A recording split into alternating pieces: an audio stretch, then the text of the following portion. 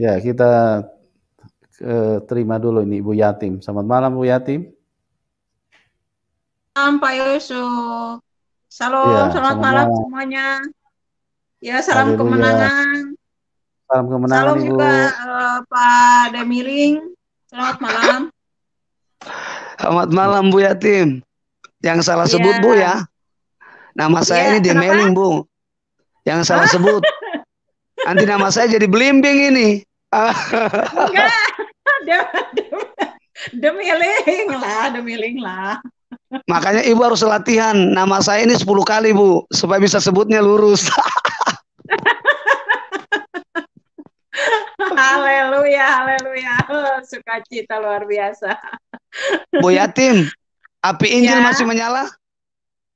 Luar biasa, puji Tuhan. Haleluya. Bakar terus di hadirat Tuhan.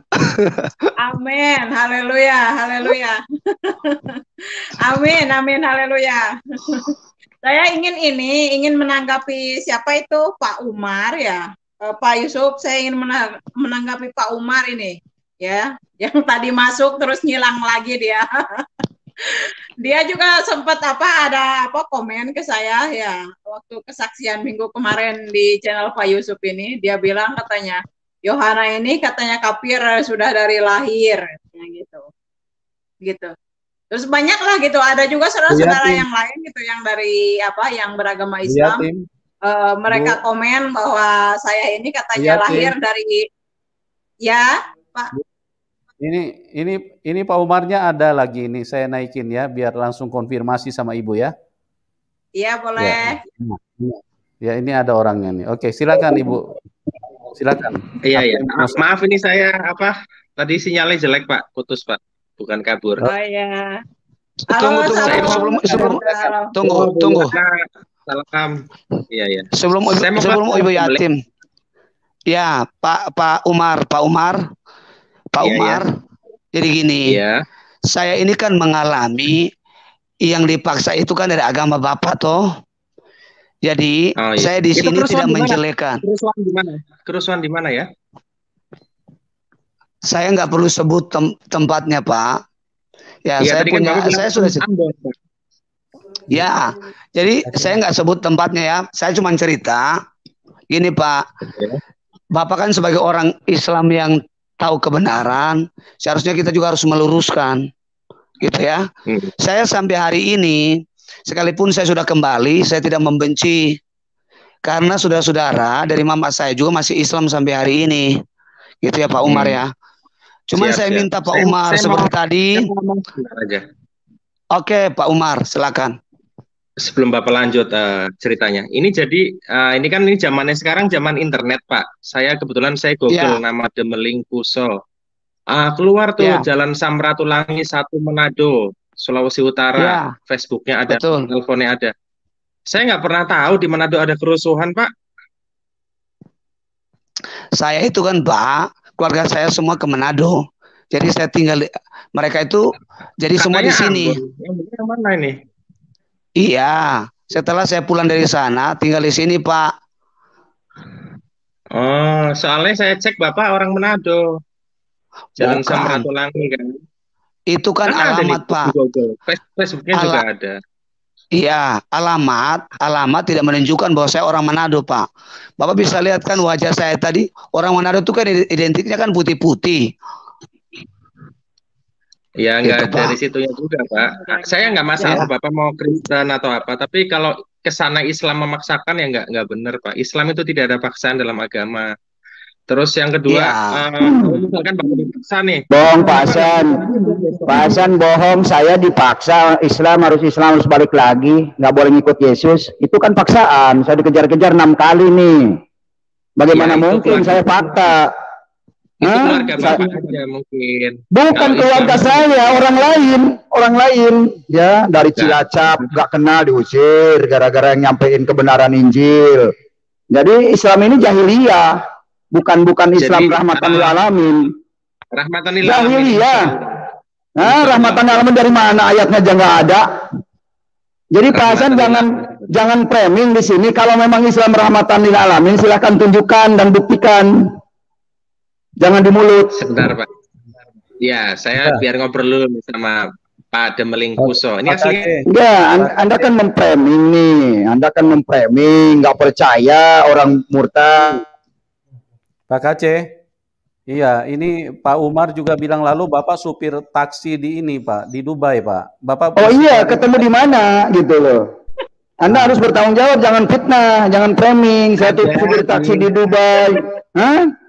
Anda tahu dari mana? Hidayah Mu'alaf Channel. Makanya jangan menyampaikan dongeng di sini, Pak. Kalau kata orang, jangan disampaikan lagi. Itu menyesatkan. Seperti para hadis. Contoh, Pak. Contoh, seperti hadis. Hadis itu kan kata orang.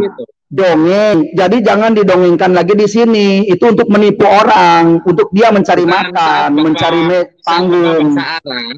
Saya tahu ini bahasa Arab supir nih. Kelihatan dari beda lah bahasa Arabnya. Amiyahnya tuh bahasa Arab Pakistan, orang-orang supir-supir gitulah. Jadi ya saya percaya lah Hidayah Mu'alaf. Ya memang saya pergaulan di sana dengan orang-orang apa aja gaul. Di Mekah memang cuma Arab satu, Arab Baduy, enggak kan? Campuran Bangladesh, Pakistan, India. Itu di Arab itu begitu. Jadi bahasa itu harus menyesuaikan. Tidak seperti orang Indonesia. Belagu-belaguan bahasa Arab, nggak menyesuaikan namanya. Ibadah pakai bahasa Arab, doa pakai bahasa Arab. Konyol nggak? Ngebom lagi. Ya, negara sendiri dirusak lagi, ngebom lagi. Sekarang ngebom ditutup-tutupi, bukan agama. Agamanya Islam. Jadi Anda ini jangan menutupi kebusukan dengan kebaikan ya. Iya. Okay. Saya jawab boleh nggak? Masalah bom-bom itu. Apa coba alasannya? Apa alasannya? Ya, yang pertama saya turut berbelasungkawa ya kan untuk jatuhnya korban. Islam tidak pernah mengajarkan terorisme. Jadi itu yang dipastikan itu bukan ajaran Islam. Tapi jangan bohong, hadis mengajarkan membunuh, Quran mengajarkan membunuh. Siapa bilang itu bukan ajaran Islam? Pak Jadi Anda di sini jangan berbohong. Pak Muhammad Kece, boleh saya tanya ke Pak Umar? Boleh. Lanjut. Ya, Pak Umar boleh saya bertanya ya? Bukan, saya nanya. Oh iya, silakan Pak Umar jawab dulu. Silakan Pak Umar jawab dulu. Ya, jadi saya minta tolong lah, jangan oknum ini satu dua oknum ini dikaitkan ke Islam, nggak ada. Kalau misalkan oknum lebih banyak lagi mana? Oknumnya Belanda yang menjajah Indonesia 350 tahun tuh agamanya apa sih? Kristen kan? Masa saya mau samakan semua orang Kristen kayak VOC Belanda? Kan enggak. Terus yang ngebom Hiroshima Nagasaki, yang ngebom itu agamanya apa? Masa mau gitu Pak? Yang cerdas lah diskusinya. Saya juga kan jadi Anda jangan menutup-nutupi yang busuk, dijual, dibaik-baikin. Islam tidak ada rahmatan lil alamin, Anda sebut rahmatan lil alamin. Di mana ayatnya Islam rahmatan lil alamin? Nggak ada. Muhammad rahmatan lil alamin tidak ada di Al-Quran. Anda sebut Muhammad rahmatan lil alamin. Itu kan pembohongan publik, penipuan itu namanya. Ya, kalau ada buktikan, tampilkan ayatnya Muhammad bin Abdullah rahmatan lil alamin, buktikan, bisa nggak? Ada surat Al-Anbiya ayat 107. Tidak ada kata Muhammad. Tidak ada kata Muhammad di original text-nya. Itu jangan di-framing. Sekarang ayat 91-nya tentang Isa Al-Masih.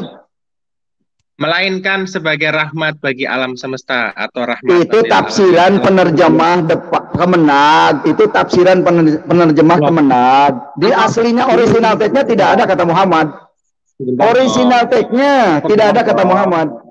Sebentar dong. Kalau misalkan Injil saya bawa bahasa Ibrani, tidak ada bahasa Ibrani di sini. Harus tampilkan Pak Yusuf, bisa tampilkan Quran nggak Pak Yusuf? Ada nggak di original text-nya? Arab saya pakai terjemah nggak boleh? Ya. Karena ini terjemah. Pak Yusuf bisa tampilkan surat 21.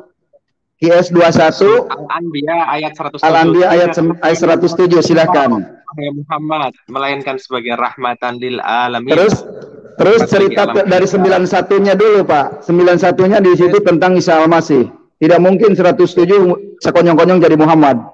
QS 21 91 dan 107. 91 dan 107 coba. Coba. Sebentar, Pak, sebentar. Kita tampilkan ya. Iya. Kes 21 ayat 91 sebentar. Sama 107. Ayat 91 dulu, ayat 91. Jangan disambung-sambungin. 91 dulu. Enggak, harus kronologisnya jelas dulu. Asbabun nuzulnya harus jelas dulu. Jangan tiba-tiba sekonyong-konyong di situ karena orang lain jadi orang lain itu terbohongi nantinya. Arahnya bukan gitu, arahnya. Karena nggak nyambung. Kalau tidak dari 91 nggak nyambung itu ceritanya. Tidak benar itu omongan si Hasan. Bukan. Itu arahnya bukan ke situ, Pak. Bukan, justru Anda akan mengalihkan itu asbabun nuzul. Anda akan mengalihkan cerita ayat itu. Asbabun nuzulnya apa gitu dong. Maka dari 91 dulu, silakan 91. Di situ tentang siapa? Cerita tentang Isa. Lalu 107-nya. Ya, bukan ke situ, bukan. Itu namanya cocokologi. Ya, ayat 91. Oke, sebentar saya bacakan. Pak KC kelihatan nggak Pak KC? Ya, kelihatan. Oke, silakan dibaca, Pak. Saya jawab dulu sebentar. 91 Al-Anbiya itu nyambungnya ke At-Tahrim 12. Jadi, dan ingatlah kisah wanita yang telah memelihara kehormatannya. Dalam hal ini Bunda Maryam. Lanjutannya At-Tahrim 12, dan Maryam putri Imron yang memelihara kehormatannya, maka kami tiupkan ke dalam rahimnya sebagian dari roh ciptaan kami. Itu sambungannya, Pak, bukan lanjutnya ke tadi 107. Beda dong. Lalu 107 kok sekonyong-konyong muncul Muhammad, apa dasar asbabun nuzulnya? Apa dasar, coba silakan. Coba 107 Pak Yusuf, 107.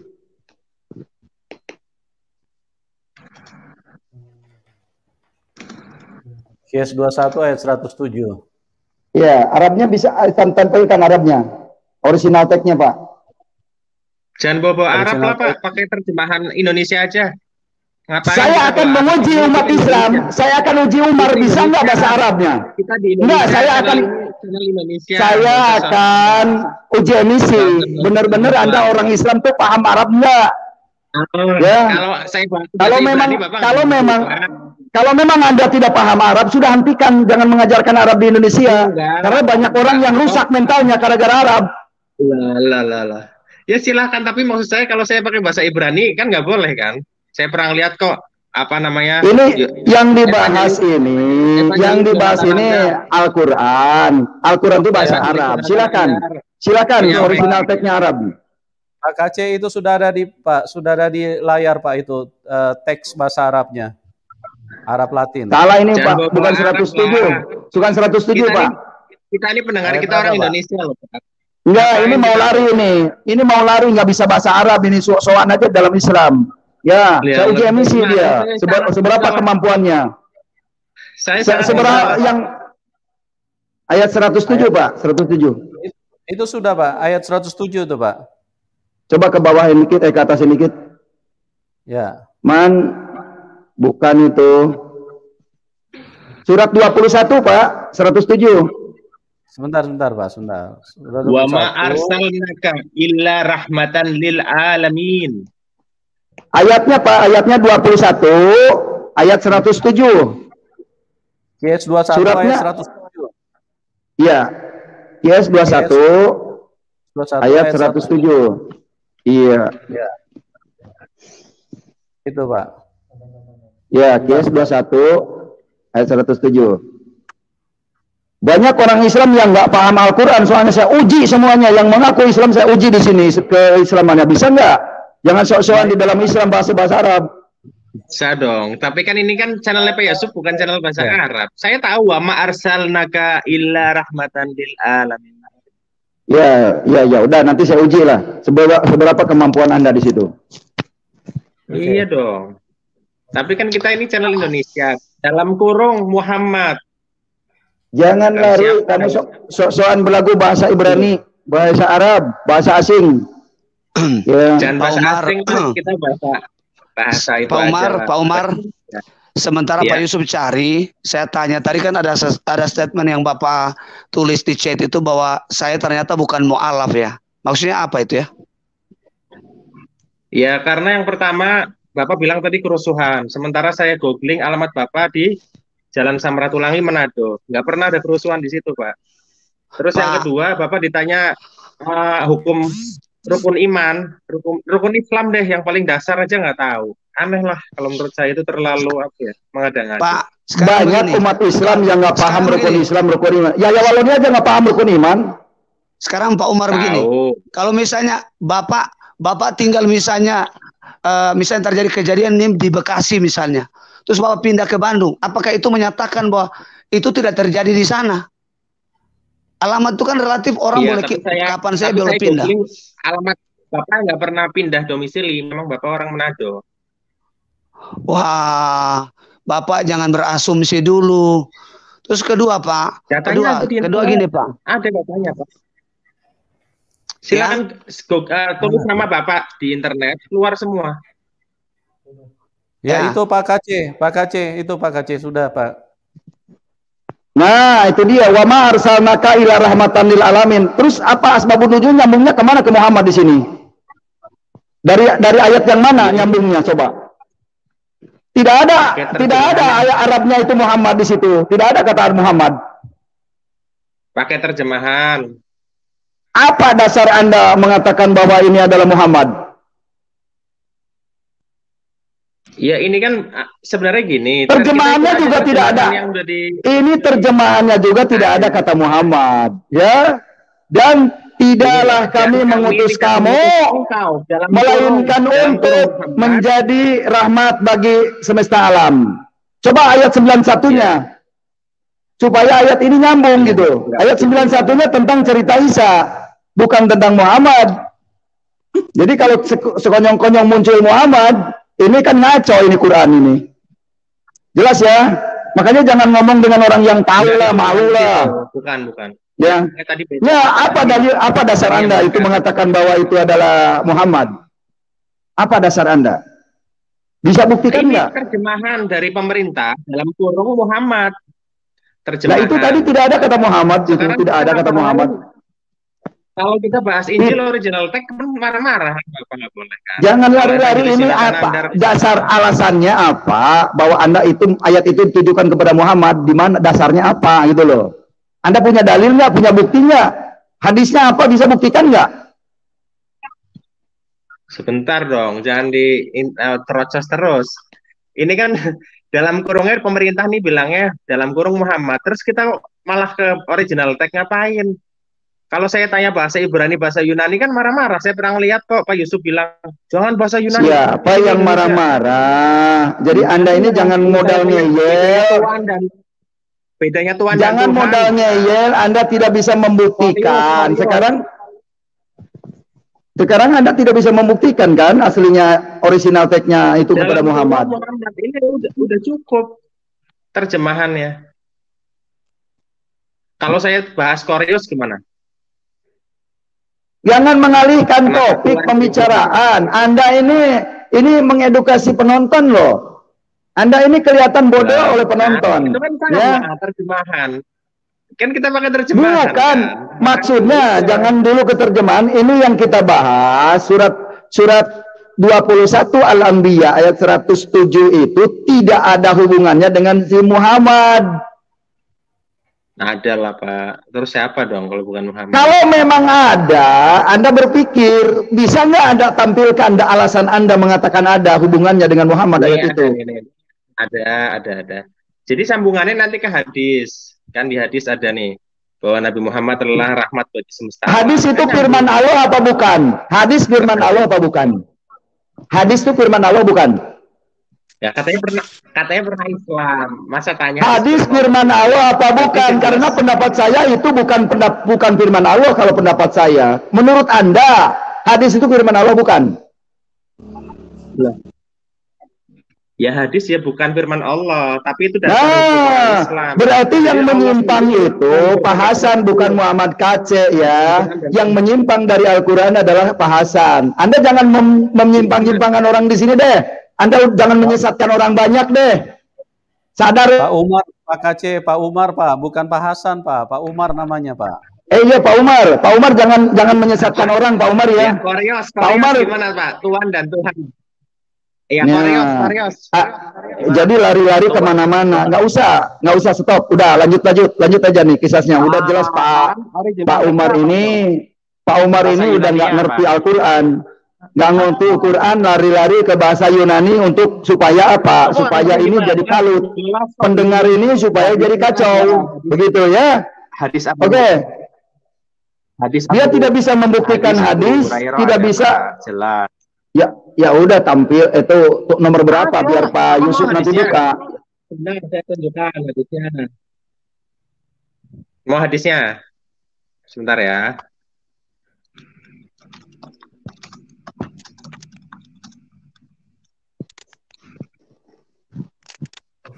Oke.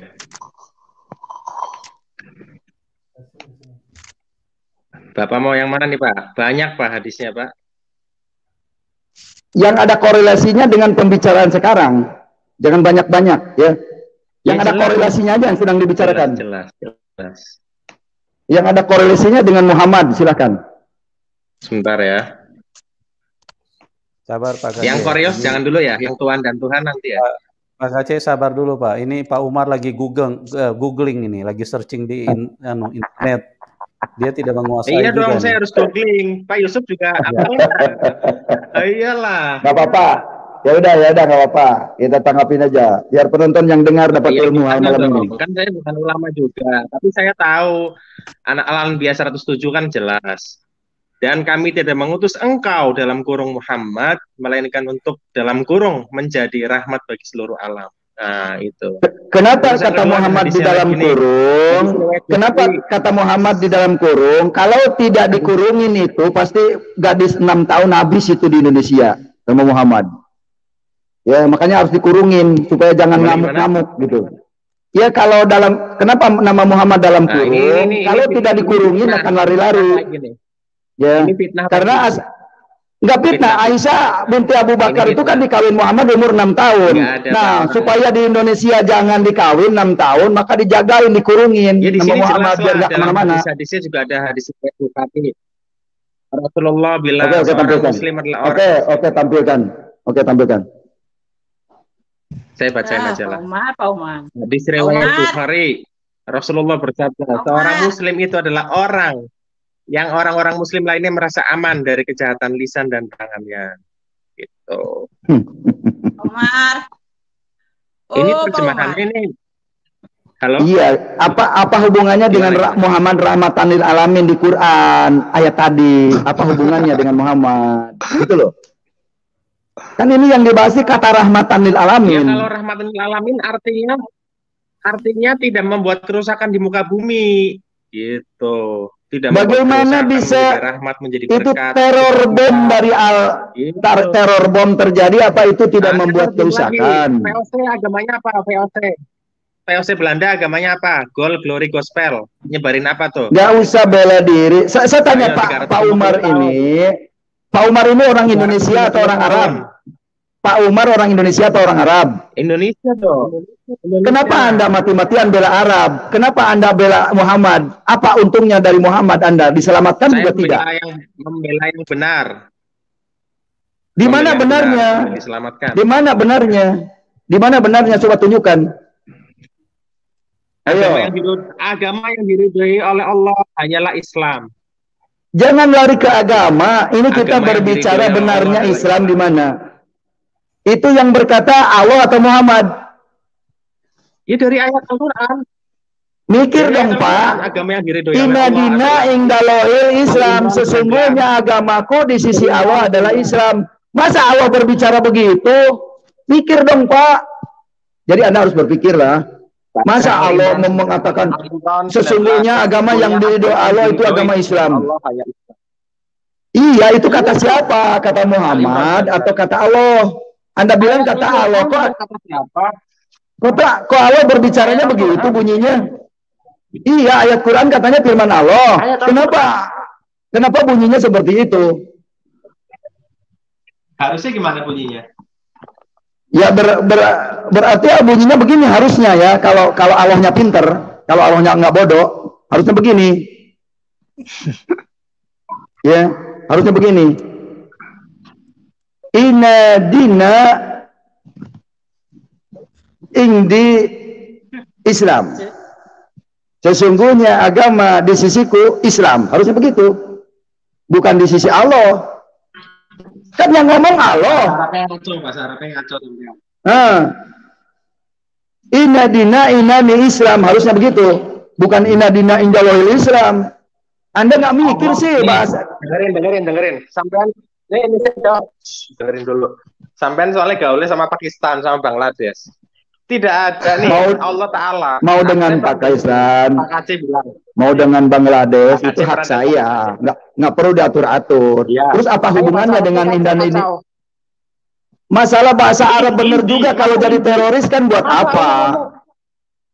Masa Allah bilang dirinya sendiri Indi. Itu kalau manusia Indi. Inadina inani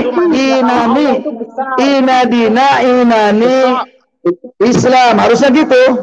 Inadina inani Islam itu harusnya. Indi itu bahasa Inggrisnya itu mai. Keput. Enggak. Di sisiku. Itu salah sedikit. Itu akhiran itu di sisiku. Tapi enggak. Anda ini mencari kesempatan kesalahan lalu dikembangkan supaya jangan ke topik. Paham maksud Anda. Supaya Anda mengalihkan dari topik ini. Sebenarnya Anda udah kelojotan, udah malu ini didengar penonton. Bener kan? Nih, saya mau dengerin. Islam, ini bahasa Arab ini, bahasa Arab. Saya ajarin, saya ajarin bahasa Arab. Dia kan bilang Pak KC berhubungannya Pakistan, Bangladesh. Orang yang ngomong memang tidak apa ya? Gitu. Dia mati-matian membela agamanya. Ya enggak lah, saya engineer, saya terpelajar, Bu. Saya tanya Anda terpelajar. Saya nggak nanya. Saya lagi ngomong sama Pak KC, bukan sama Anda. Gitu. Saya kasih tahu. Saya kasih tahu nih. Saya ajarin bahasa Arab. Semua diam dulu. Gitu. Di situ bilang Inna dina. Di situ Anda kelihatan kalau Anda seorang pelajar, kapasitas Anda itu kelihatan terlalu membedakan gitu loh. Kalau emang Anda belajar itu malah lebih santun, bukan kayak gitu, Bapak. Ya, sama sopir saya turun level. Harus downgrade.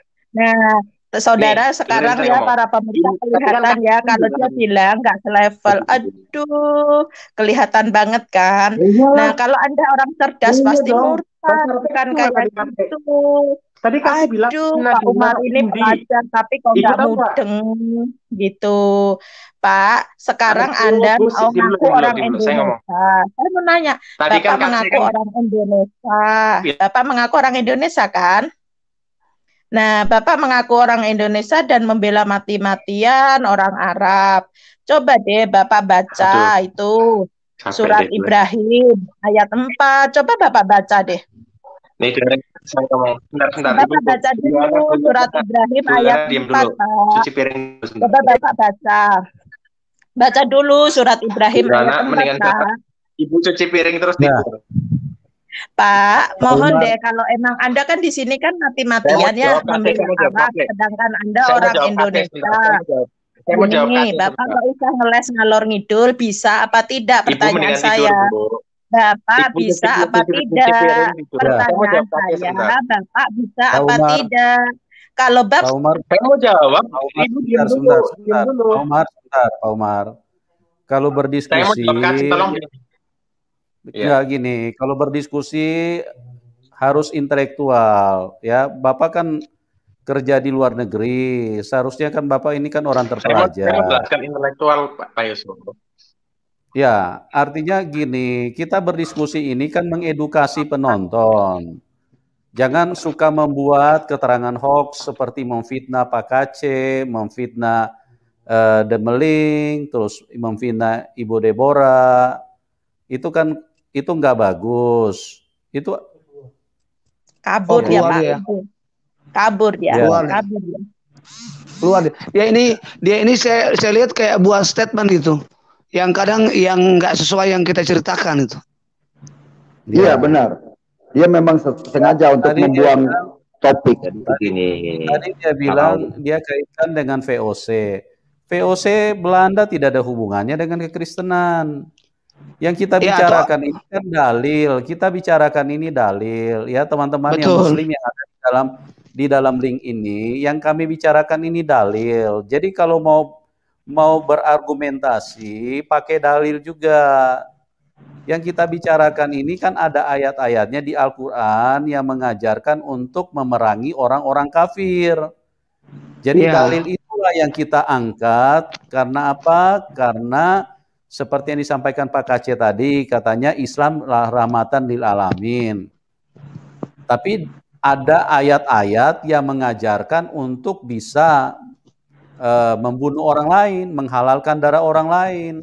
Nah ini kan sebetulnya yang mana yang benar. Jadi kita kan harus mendidik orang lain, mencerdaskan orang lain. Kalau di satu sisi mengatakan rahmatan lil alamin, tapi ada ayat yang mengatakan untuk bisa membunuh orang lain, nah dasarnya di mana? Nah, monggo dijelaskan Pak Umar. Dan ini yang membunuh orang ini bukan orang yang bersalah loh, orang yang tidak bersalah dan hidup benar. Iya. Tadi saya setuju sih. Tadi saya setuju. Penjajah gini saya jelaskan dulu biar yang muslim di dalam room ini mereka bisa paham ya. Penjajah tidak ada hubungannya dengan ayat-ayat Alkitab. Itu adalah merupakan sebuah kondisi peperangan atau sebuah kondisi penjajahan karena muncul dari hati nurani manusia. Tapi Tuhan Yesus tidak pernah mengajarkan seperti itu, tidak ada dalilnya. Di dalam Alkitab ya Pak. Amerika membombardir Jepang, Hiroshima, itu bukan karena ada ayat Injil atau ajaran Injil. Gitu loh.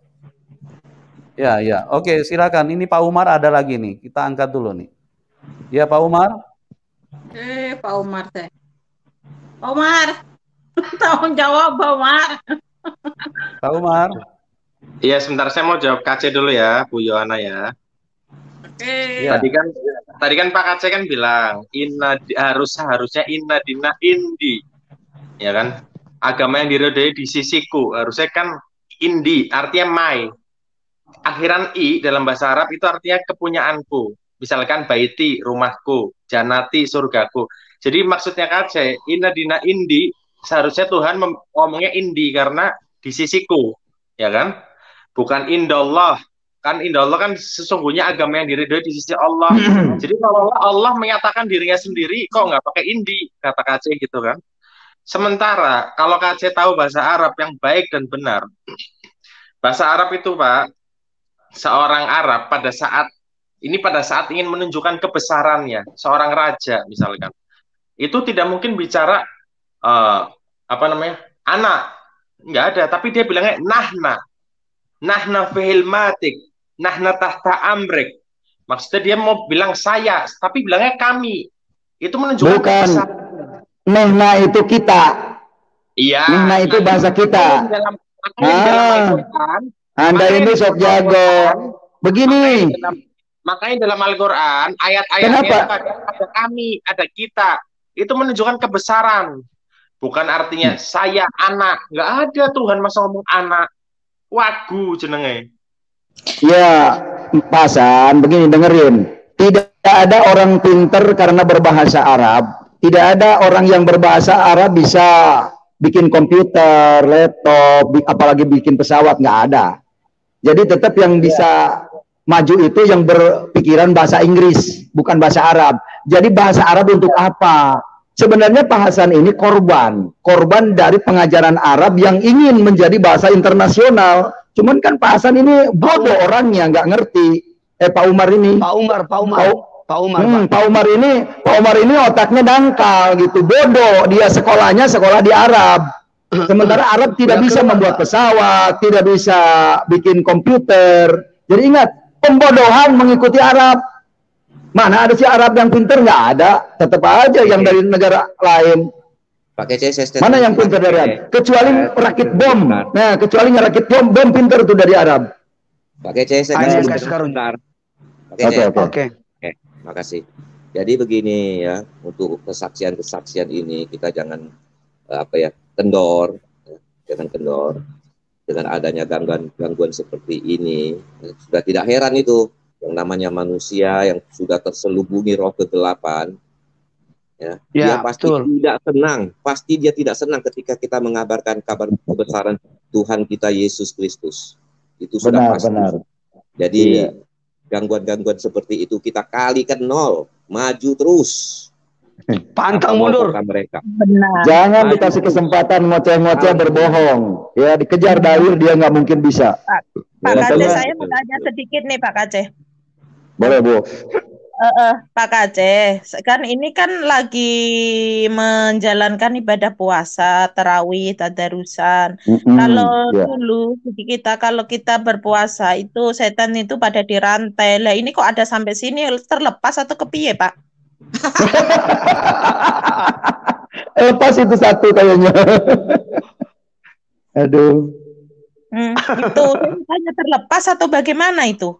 Bingung saya, terlepas dari rantai apa borgor gitu loh Pak. Iya, terlepas dari Deborah. Tolong kamu ikat ya.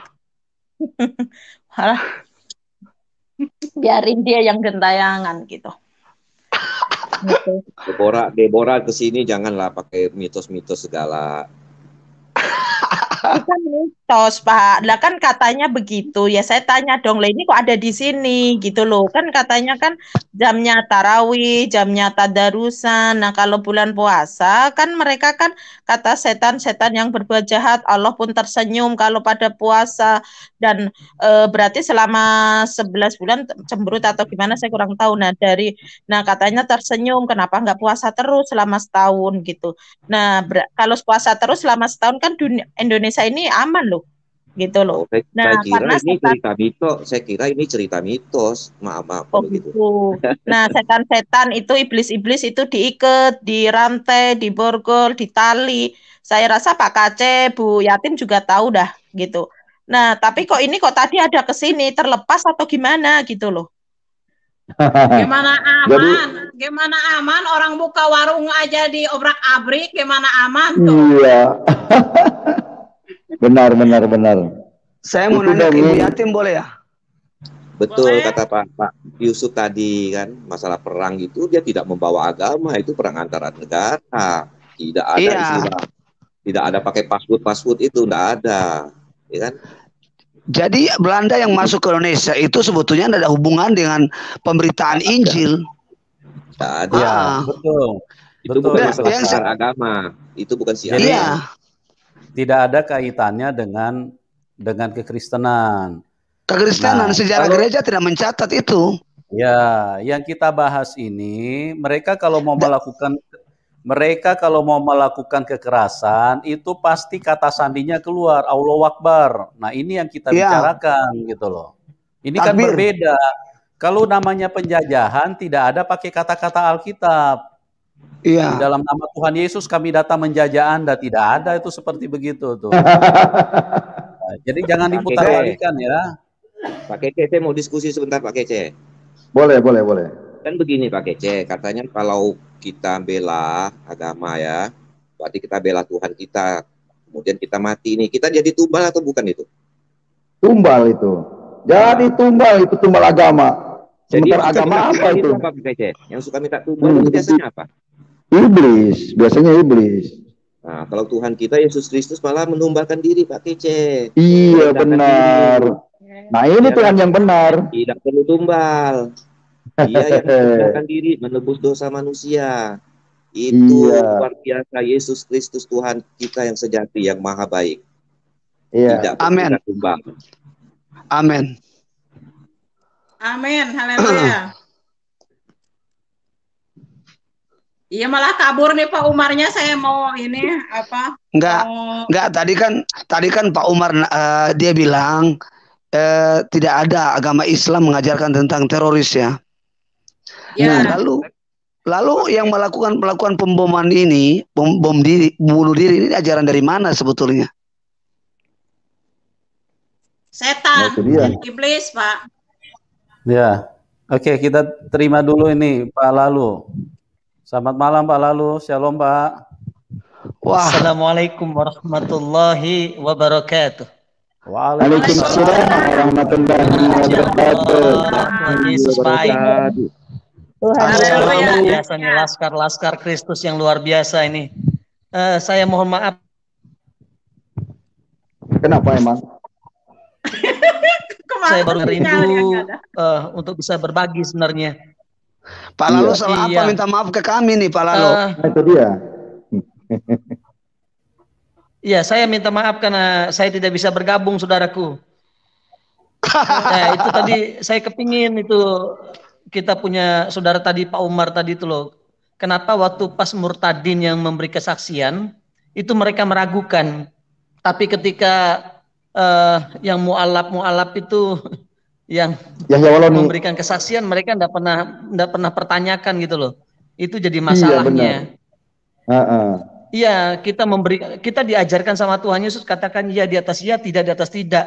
Nah, sedangkan kita melihat mereka punya, mohon maaf, ustadz-ustadz mereka yang katanya mualaf itu mereka memberikan kesaksian yang bohong, yang tidak benar, mereka tidak pernah pertanyakan itu, tidak pernah diklarifikasi gitu loh.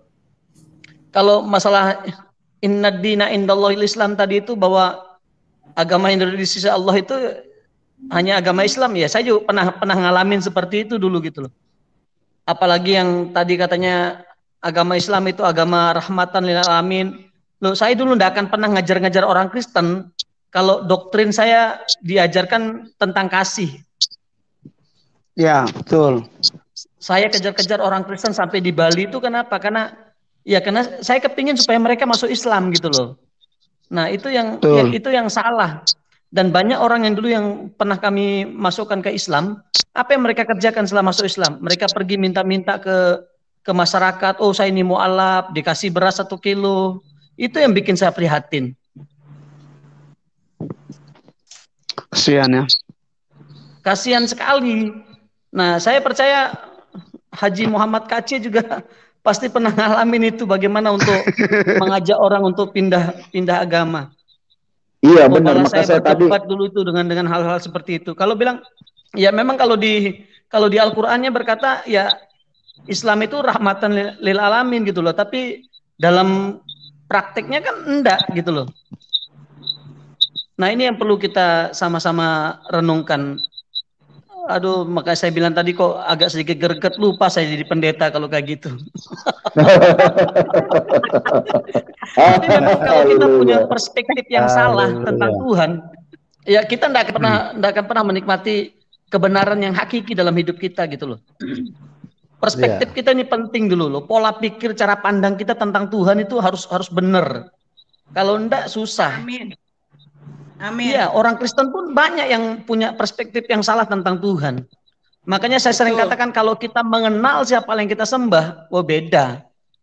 Nah, makanya kenapa kita bisa kuat, kenapa kita bisa memberitakan Injil, membagikan kabar baik kepada orang-orang, karena kita mengenal siapa yang kita sembah gitu loh. Kita mengalami betapa hebatnya kasih kuasanya dalam hidup kita gitu loh.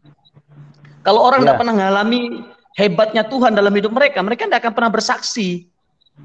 Iya, betul. Sepakat ya. Kenapa kita berani bersaksi? Karena kita ngalami gitu loh. Kita kenal secara. Amin. Sorry Pak, lalu ini kita terima dulu ada yang Muslim masuk ini biar bisa berdiskusi. Sorry Pak. Kita terima dulu nih Pak Ayung. Pak Ayung, selamat malam Pak Ayung. Ya. Selamat malam Pak Yusuf. Terima kasih. Ya, oke. Oke, ini kita terima lagi dulu nih Rahayu Putra nih. Muslim apa Kristen nih? Selamat malam. Muslim. Ibu Rahayu. Rahayu sebelum bertanya Pak, kita bertanya dulu. Dia habis bertanya dia kabur itu. Oh gitu. Ya. Oh. Ya. Oke, kalau yang giliran bertanya, saya kasih Pak KC dulu nih bertanya. Silakan Pak KC. Iya, Pak Ayung bagaimana kabarnya Pak Ayung? Alhamdulillah baik Pak KC. Sudah ketemu Allah belum yang Anda sembah? Setiap waktu juga ketemu Pak. Bagaimana pesannya? Apakah diperintahkan mengikuti Taurat dan Injil apa belum? Tidak Pak. Kami. Kenapa? Berarti surat Al Imran ayat 3 itu sudah dilanggar oleh Allah itu kalau nggak nyuruh Pak Ayung supaya baca Taurat Injil.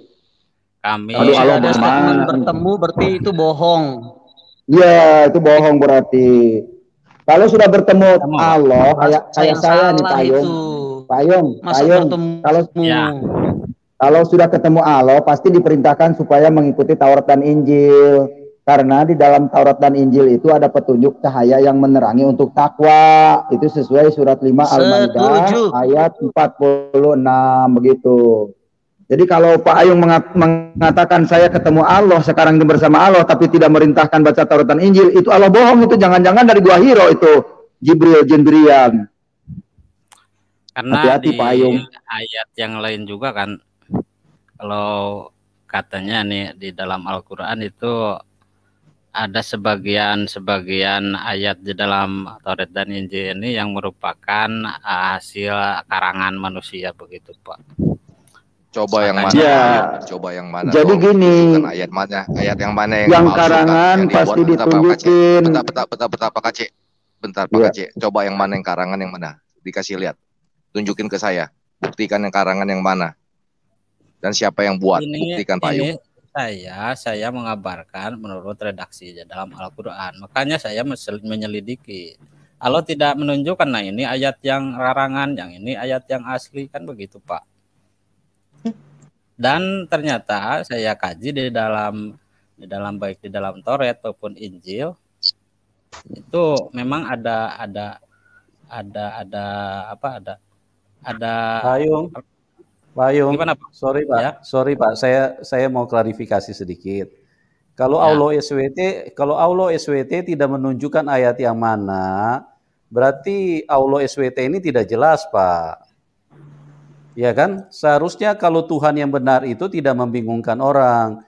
Kalau dia menyatakan di dalam Al-Quran bahwa ada Injil yang telah diubah, itu harusnya ditunjukkan yang jelas supaya umatnya tidak bingung. Oh ayat ini sudah dirubah. Cuman itu yang saya paham itu begini Pak Ayung. Yang saya paham itu begini. Justru cerita yang ada di dalam Alkitab begitu sampai di tangannya Muhammad dan Al-Quran itu jadi berubah semua Pak. Itu bagaimana tuh? Ada yang sama, ada yang berubah Pak. Nah itu dia tuh, itu dia kok bisa berubah tuh sampai Muhammad. Dia. Halo, shalom. Boleh izin menyela, Seperti ini Pak. Seperti ini Pak Umar.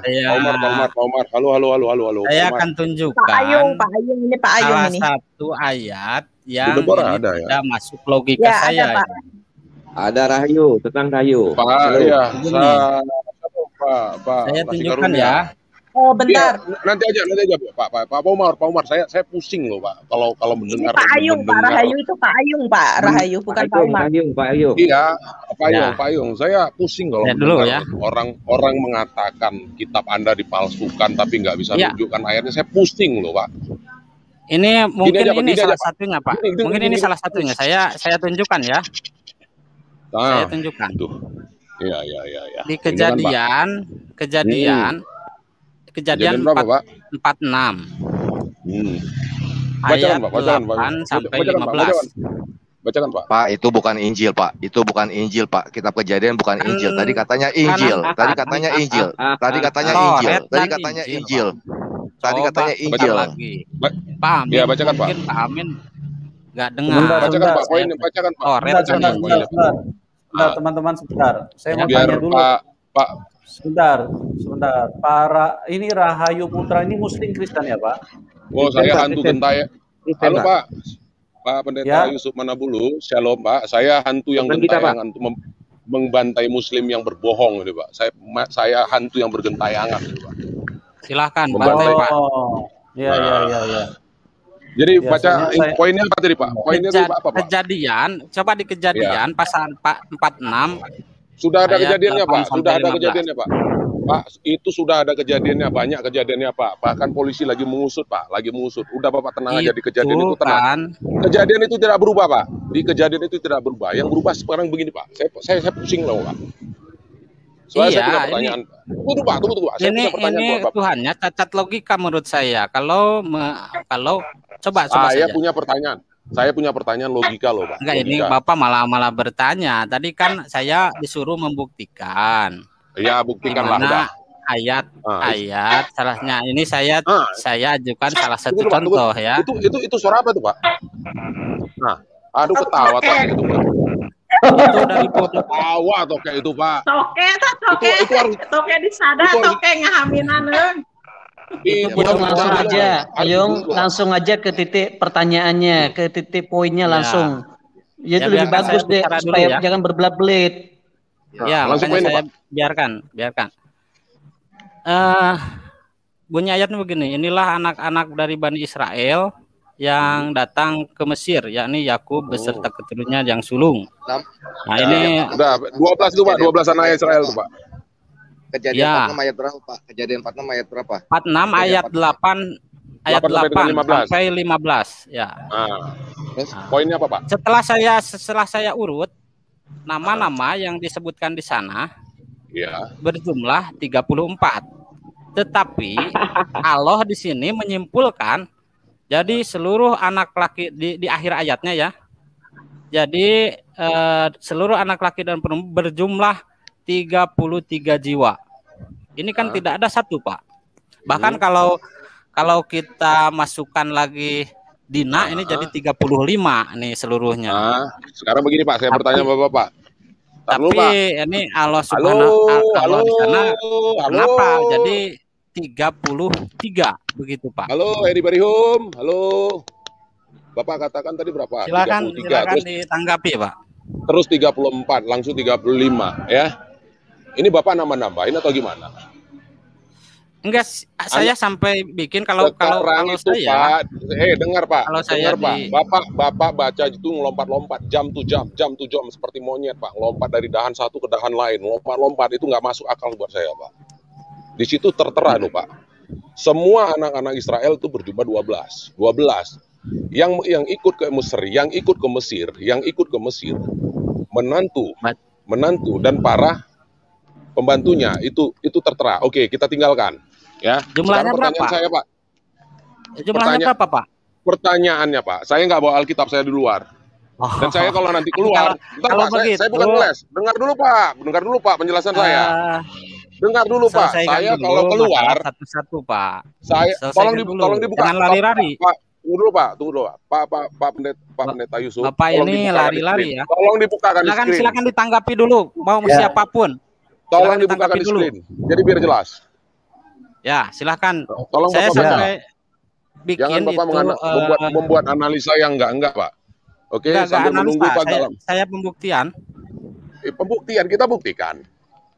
Ayat 8 sampai dengan 15. Itu 7 ayat. 7 ayat nanti diterangkan intinya topiknya itu 2 ayat terakhir. Ya. Kejadian berapa, Pak?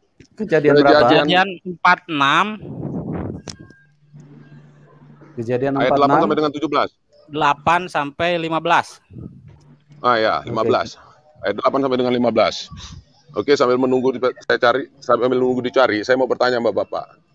Saya minta tolong sama Bapak tunjukkan sama saya di dalam Quran siapa itu Israel. Siapa itu Israel? Nggak mau jawab. Nanti kita debat. Nggak mau jawab apa nggak tahu? Nggak. Sekarang begini. Sambil ini menunggu di screen ditampilkan. Bapak jawab aja. Bapak tunjukkan. Lebih baik kita fokus aja dulu di sini. Ini. Udah keluar nih. Udah keluar. Bapak tenang aja. Inilah nama-nama Bani Israel yang datang ke Mesir.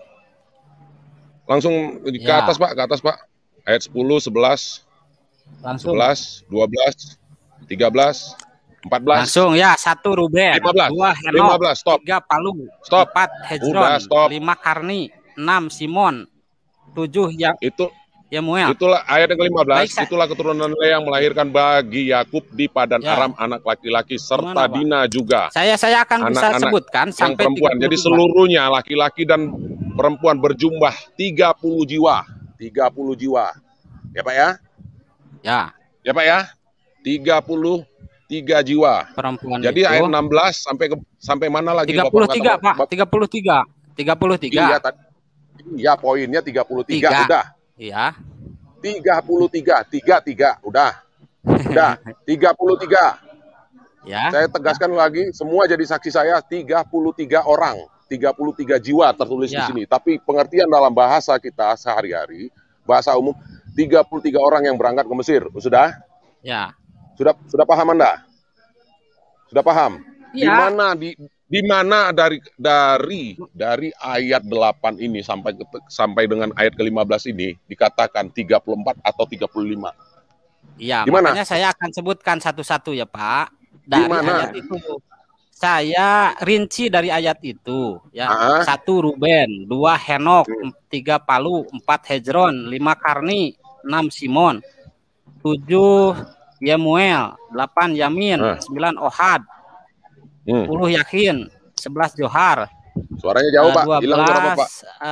Saul. Ya, suara Bapak jauh. Saul. Suara Bapak jauh. 13 Lewi. Suara Bapak jauh. 14. Suara Bapak nggak jelas. Gerson. 15 Kehat. Halo. 16 Merari. 17 Yehuda. 18 Er. 19 Onan.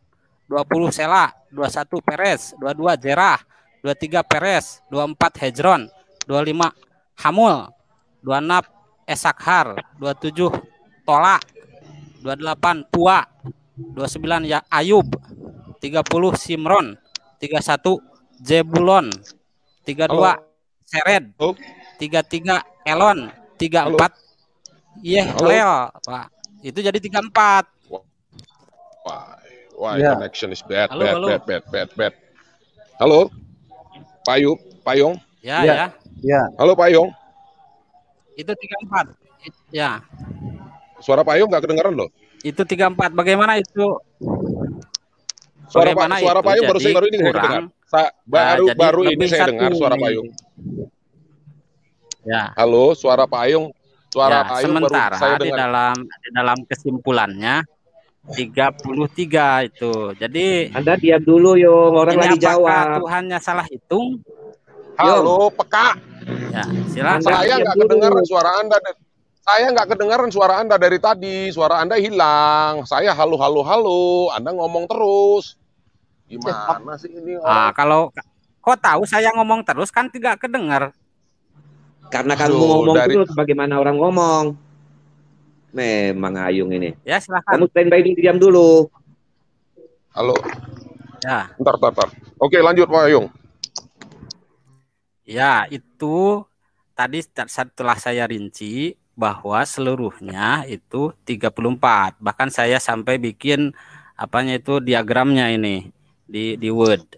Ternyata dibuktikan betul 34, tetapi kok Allah di sana menyimpulkan jadi jumlah seluruhnya laki-laki dan perempuan berjumlah 33 jiwa. Ini yang menjadi pertanyaan di saya begitu ya. Apakah ini memang ayatnya ayat palsu atau bagaimana? Payung membaca yang mana? Membaca yang mana? Itu Kejadian 46 ayat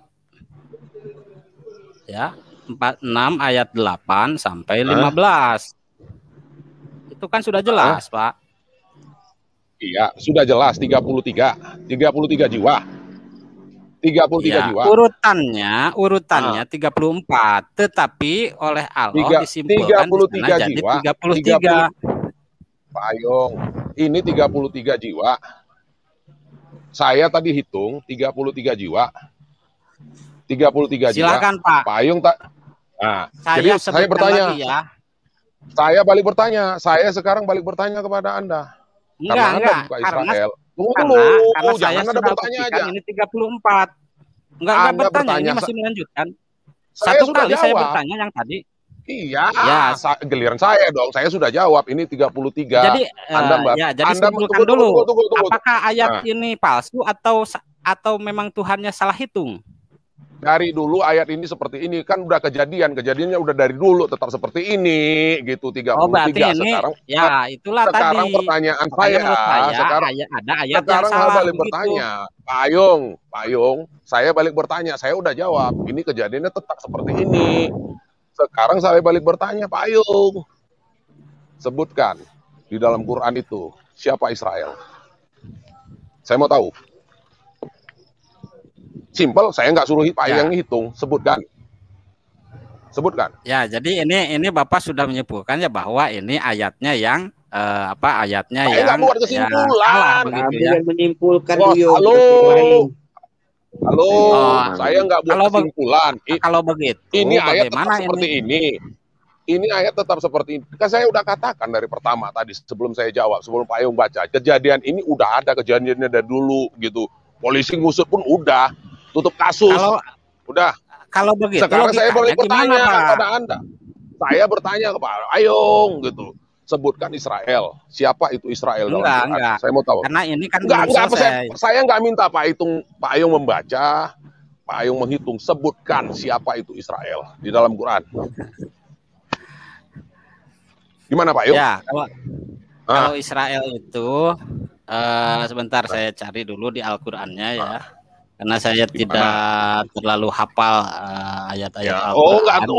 Nggak terlalu hafal. Tapi buku sendiri nggak terlalu hafal, mau menghafal buku orang. Kitab orang dia hafal. Iya. Berarti cari pembenaran. Nggak logis ini. Aduh, ini ketololan yang terpelihara ini. Ini kan Pak keturunan. Kalau Israel itu kan jangan sampai umatnya ketika itu di Al-Quran diredaksikan jangan sampai Pak Ayung nanti seperti Madia loh. Nabi Musa. Saya sertifikasi itu Pak Ayung. Gak apa-apa. Karena saya murni bertanya ya. Saya tidak mau. Gimana Pak Ayung? Tunggu. Tadi Pak Ayung mengatakan apa? Israel sebagai umatnya Nabi Musa. Iya. Anda belajar lagi lah, buka lagi, acak-acak lagi Quran Anda. Kan Nabi Musa itu diutus untuk Bani Israel di dalam Al-Quran ada. Jol. Al-Quran. Anda acak-acak lagi buku Anda. Alkitab tidak pernah mengatakan Israel itu umat Nabi Musa. Tidak pernah. Kalau Anda bicara berdasarkan dari apa yang baru kita buka. Kan tadi Bapak.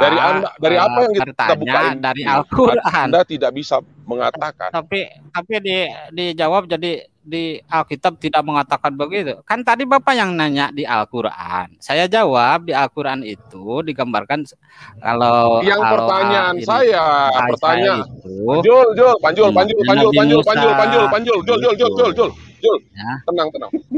Jul, tenang. Pertanyaan saya awalnya pertanyaan saya sebutkan dari buku Anda dari Quran siapa itu Israel. Pertanyaan saya. Iya itu. Itu pertama. Yang kedua, Anda mengatakan Israel adalah umat Nabi Musa karena Anda berlandaskan seperti ini. Ini dasar. Musa belum lahir ini. Ini dari sini Musa belum lahir. Pertanyaan saya yang harus Anda cari, yang harus Anda buktikan kepada saya, ya, sebutkan di dalam buku Anda, dalam Quran, hadis, siapa itu Israel? Ya, ada itu di Al-Baqarah 108. Bukan. Siapa? Ya. Apakah kamu mendaki untuk meminta kepada Rasul kamu seperti Bani Israel meminta kepada Musa? Nah ini ada kan? Ada redaksi Bani Israel ini kepada Musa. Pertanyaannya, Anda ngerti bahasa Indonesia atau bahasa planet? Pertanyaan saya, sebutkan siapa itu Israel di dalam Quran Anda. Anda tahu nggak? Iya. Bahasa Indonesia? Atau saya mau pakai bahasa planet? Kan tadi kalau saya pakai bahasa planet, saya gunakan bahasa planet. Saya menjelaskan tentang Bani Israel di dalam pertanyaan saya sekali lagi. Jul. Panjul, biar Anda ngerti. Saya ulangi pertanyaan saya. Nabi Musa, begitu Pak. Dalam Bible juga. Saya ulangi pertanyaan saya.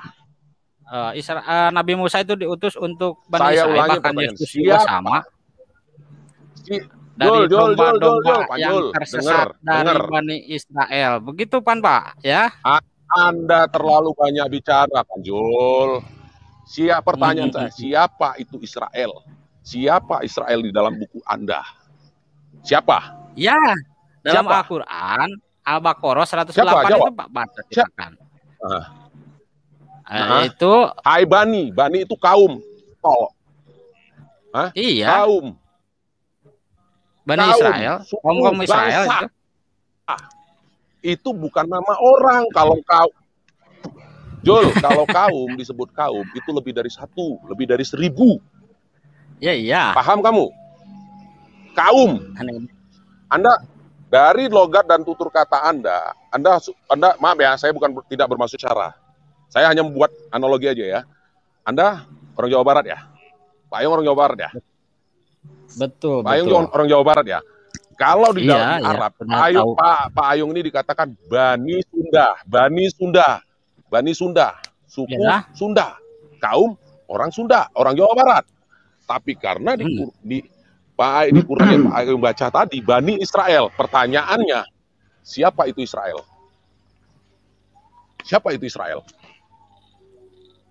Ya, Israel itu tadi telah saya jawab, Israel itu salah satu kaum yang diutuskan kepadanya Nabi Musa dan Nabi Isa. Diutuskan kemana? Diutus kepada Bani Israel itu. Pak Ayung,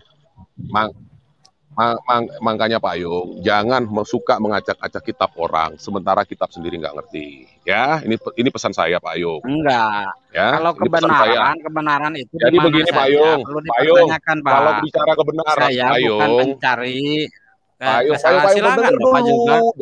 Kami menerima kritik-kritik yang ada di Al-Quran. Begitu, silakan. Silakan, karena kita ini manusia ini mencari kebenaran pada dasarnya gitu, Pak. Oke, kita bicara kebenaran ya. Benar? Benar? Kita mencari kebenaran, Pak Ayung. Pak Ayung, kita mencari kebenaran. Deal? Ya. Setuju? Ya.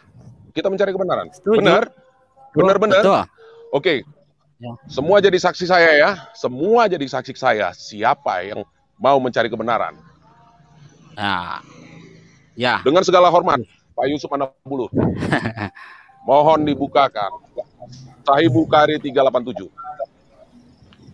387. Sahih Bukhari 387. Pencarian Google Shares langsung. Jadi semua orang bisa ngetik. Kenapa Bapak ini lari-lari? Kalau dari Departemen Agama Israel. Oh, bukan lari. Kita bicara tentang kebenaran. 46 tadi gak selesai. Pak Ayung. Kita baru kenal Pak Ayung, tapi Pak Ayung harus berhati-hati. Kita bicara kebenaran, bukan pembenaran. Saya semua jadi saksi saya bahwa saya dan Pak Ayung mencari kebenaran. Sahih Bukhari 387, Pak.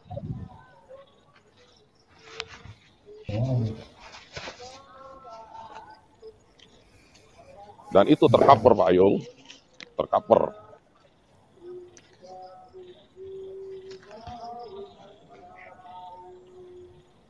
Nah, tadi ada yang bilang ke saya, katanya Pak Ayung ngacak-ngacak orang kita sendiri. Ya, justru Bapak ya, tadi kejadian 48 tidak ngerti Bapak juga. Itu sudah ada Pak di wilayah itu. Udah. Teh Bukhari berapa? Klik aja Pak, yang mana Pak? 387. Tercover oleh masalah kiblat ya. Sahih Bukhari. Masalah apa ini? 4853 itu tercover di 4853 juga. Udah nanti aja, nggak usah mereka-reka. Saya suka mereka-reka. Saya orangnya to the point. To the point, kita mencari kebenaran. Ini ajaran kasih Pak Ayung. Keras, tegas, mendidik. Enggak keras, tegas, menipu, enggak. Keras, tegas, mendidik. Ini ajaran kasih.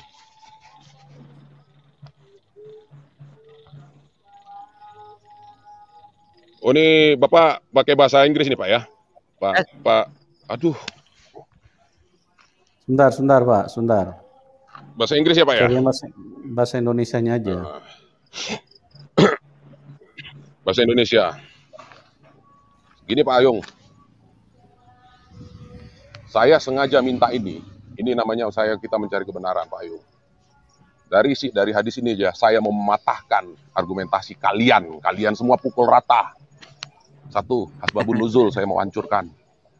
Saya mau patahkan. Yang kedua, Quran itu buatan manusia. Yang ketiga, Muhammad itu bukan nabi, kalaupun dia nabi palsu. Kita mau buktikan, Pak. Ya kan, Pak. Nah.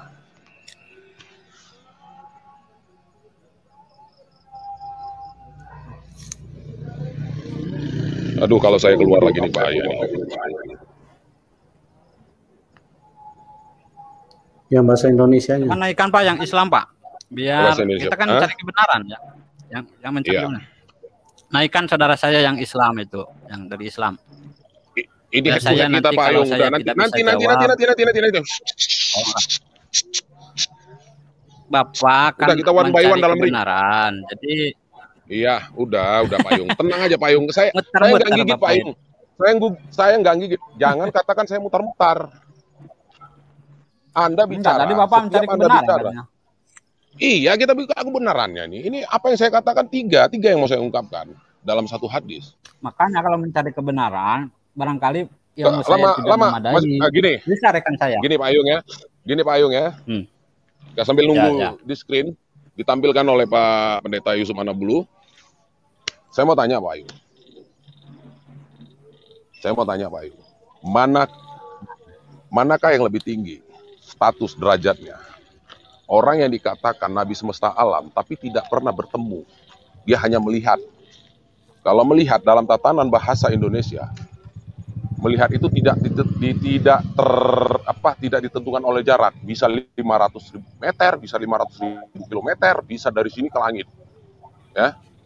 Tapi kalau katanya umpamanya saya mengajukan permohonan ke Pak, saya katakan ke Pak Yusuf Manabulu, Pak Yusuf Manabulu mengiyakan berarti secara tidak langsung bisa dianalogikan, bisa diasumsikan saya sudah bertemu, saya bisa bernegosiasi, terjadi pada saat itu mungkin tawar menawar, sehingga apa yang saya ajukan, umpamanya 10 poin, diajukan 5, diajukan 10, diajukan 7, kan begitu.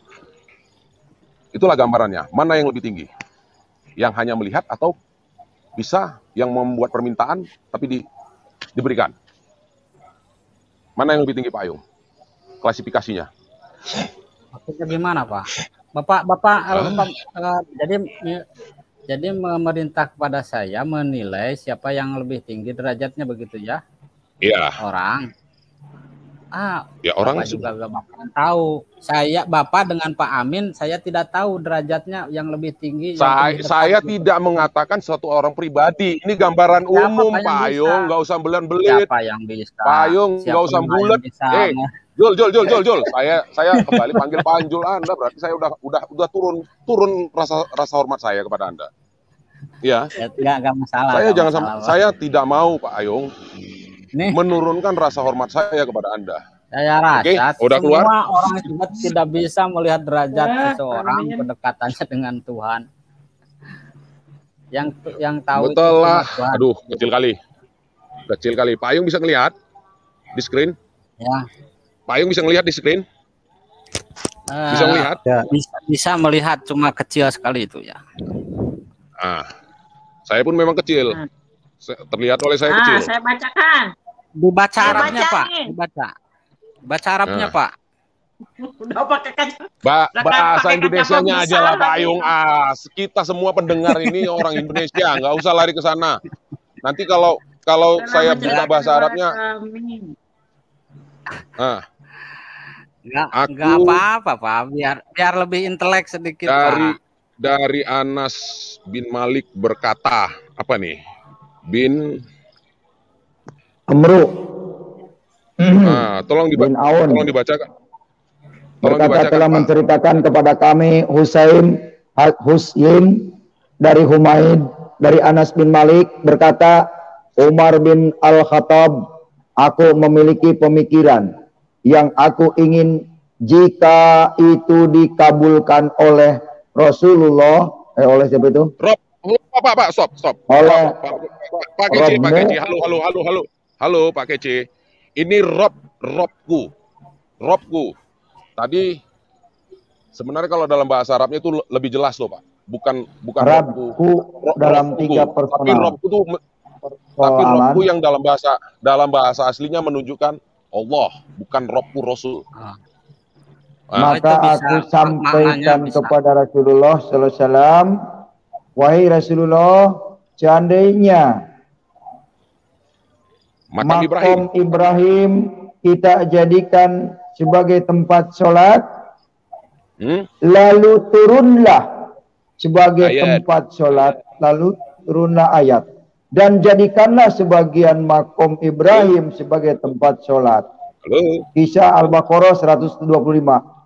Yang kedua, tentang hijab, aku lalu berkata, wahai Rasulullah, seandainya Tuhan perintahkan istri-istri Tuhan untuk berhijab, karena istri-istri Tuhan untuk berhijab karena yang berkomunikasi dengan mereka akan orang-orang yang saleh, dan juga ada fajir suka memaksiat, maka turunlah ayat hijab. Dan yang ketiga, saat istri-istri beliau cemburu kepada beliau sehingga banyak yang membangkang, aku katakan kepada mereka, semoga beliau-beliau menceraikan kalian, Rabbnya akan menggantinya dengan istri-istri yang lebih baik dari kalian. Maka yang lebih baik, maka turunlah ayat tentang masalah ini. Abu Abdullah berkata, telah menceritakan kepada kami, Ibnu Abu Mayyam berkata, telah mengabarkan telah bercerita kepadaku, Humain, ia berkata, aku mendengar Anas seperti hadis ini. Stop. Ini dia. Terima kasih Muhammad Kece. Terima kasih Pak Muhammad Kece. Tolong di-scroll lagi Pak, Pak Pendeta ke bawah. Di situ ada tertera. Ada tertera QS Al-Baqarah 125. Diberikan lagi pada hadis ini diberikan referensi siapa yang mengatakan bahwasanya ayat itu. Siapa yang mengatakan ayat itu, Pak? Pak Yong? Halo. Bentar, Pak. Halo. Dan ingatlah ketika kami menjadikan rumah Ka'bah tempat berkumpul dan tempat yang aman bagi manusia. Yang dijadikan. Dan jadikanlah makom Ibrahim itu tempat sholat.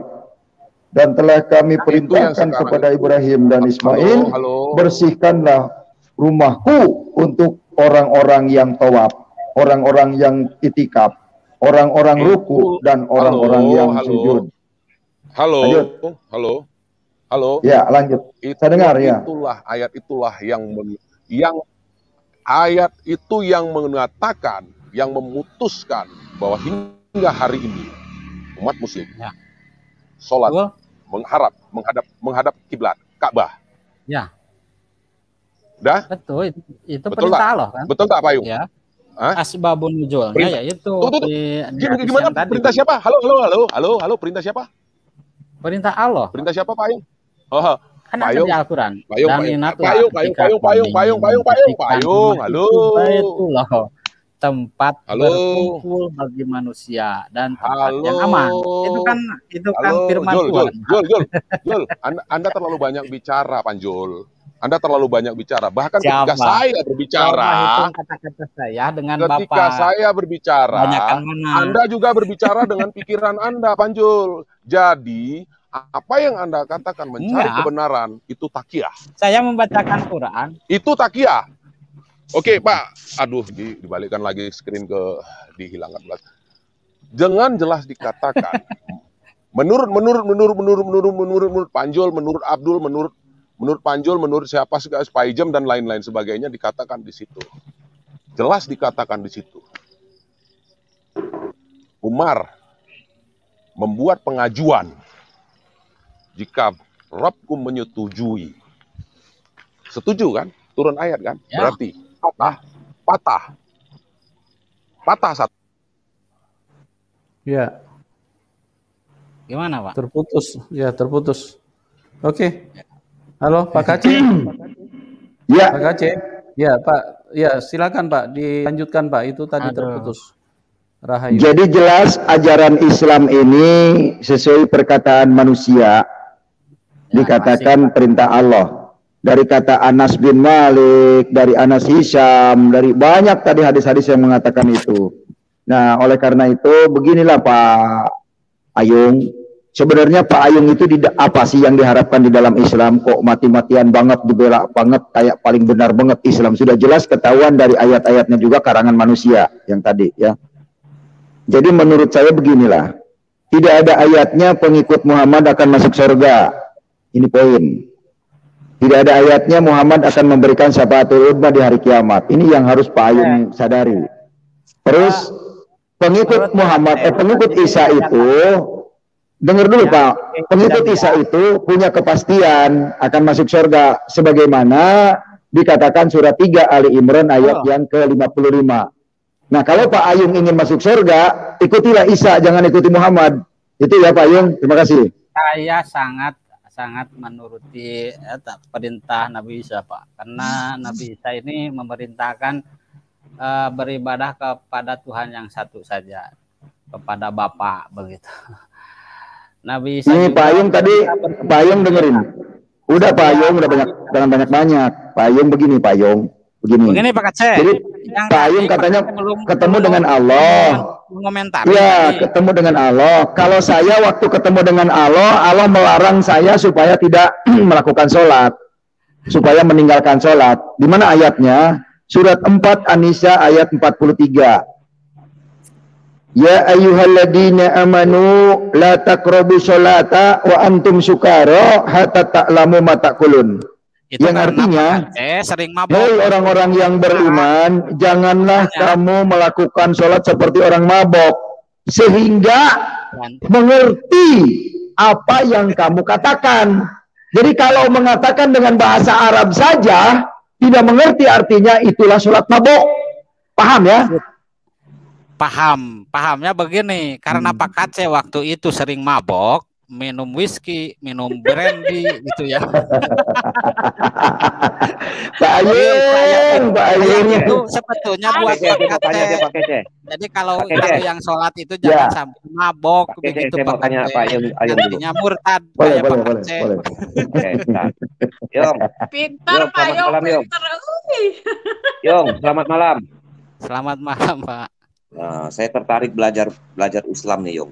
Ya, saya yang tertarik ini, Yong. Saya juga masih belajar, Pak. Ya, bahwa Tuhan SWT, Allah SWT, Allah Subhanahu wa Ta'ala, itu tidak dapat dipersekutukan, betul? Betul. Terus yang dapat mengampuni dosa hanya Allah Subhanahu wa Ta'ala. Yang dapat mengampuni dosa hanya Allah Subhanahu wa Ta'ala, betul? Betul. Sekarang Yong, tolong jelaskan ke saya mengapa mencium batu Hajar Aswad bisa menghapus dosa. Dengan demikian, Anda ya sudah mempersekutukan batu hitam dengan Allah Subhanahu wa Ta'ala. Silakan jelaskan. Begini, sepanjang itu diperintahkan oleh Allah Subhanahu wa Ta'ala dan juga dalam hadis-hadis Rasulullah. Ya. Itu bahkan bukan hanya itu, kita mencium telapak kaki ibu juga itu menghapus dosa kita, Pak.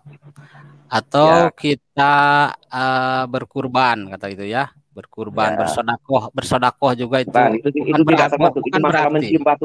Ini mencium batu, benda mati, benda mati. Mencium batu itu ini juga. Menghapus dosa, yang menghapus dosa Anda sudah katakan tadi bahwa hanya Allah Subhanahu. Walaupun kita mencium ibu kita punya, kalau tangan ibu, kalau Tuhan tidak merahmati itu tidak bisa. Ya, jadi jangan melenceng jauh-jauh.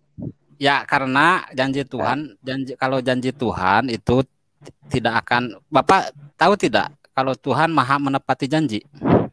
Tahu. Ya, Tuhan kami Maha menepati janji. Tuhan kami, kalau Tuhan Anda saya tidak tahu. Itu dia. Ya, Tuhan saya juga sama Maha menepati janji. Kata Tuhan di dalam Al-Qur'an, jika kamu bertobat atau beramal baik, kamu akan diampuni dosa. Bukan berarti amal baiknya. Ini berkaitan mencium batu, jangan lebar. Itu juga sama, Pak. Ketika dicontohkan beda.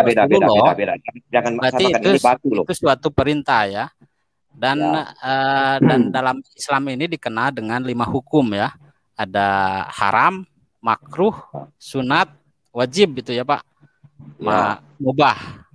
Haram, makruh, mubah, sunat, wajib. Nah, Nah, untuk cium hajar aswad ini termasuknya sunnah karena dicontohkan oleh Rasulullah dulunya. Iya, oke, selesai. Kalau kita kalau ada kesempatan kita rezeki ke Mekah, kita ikut Rasulullah. Ya, oke. Nah, menurut berdasarkan hadis-hadisnya, begitu Pak. Itu semacam sholat saja, semacam praktek ibadah di dalam haji itu ya. Oke, terima kasih penjelasannya. Begini ya, yang jelas itu sudah dikatakan bahwa ya sahabat Nabi itu melihat. Kalau aku tidak melihat Rasulullah mencium, aku pun tidak akan mencium. Itu sudah mengindikasikan bahwa seorang sahabatnya saja sudah keberatan sebenarnya. Kenapa Muhammad mencium? Ya.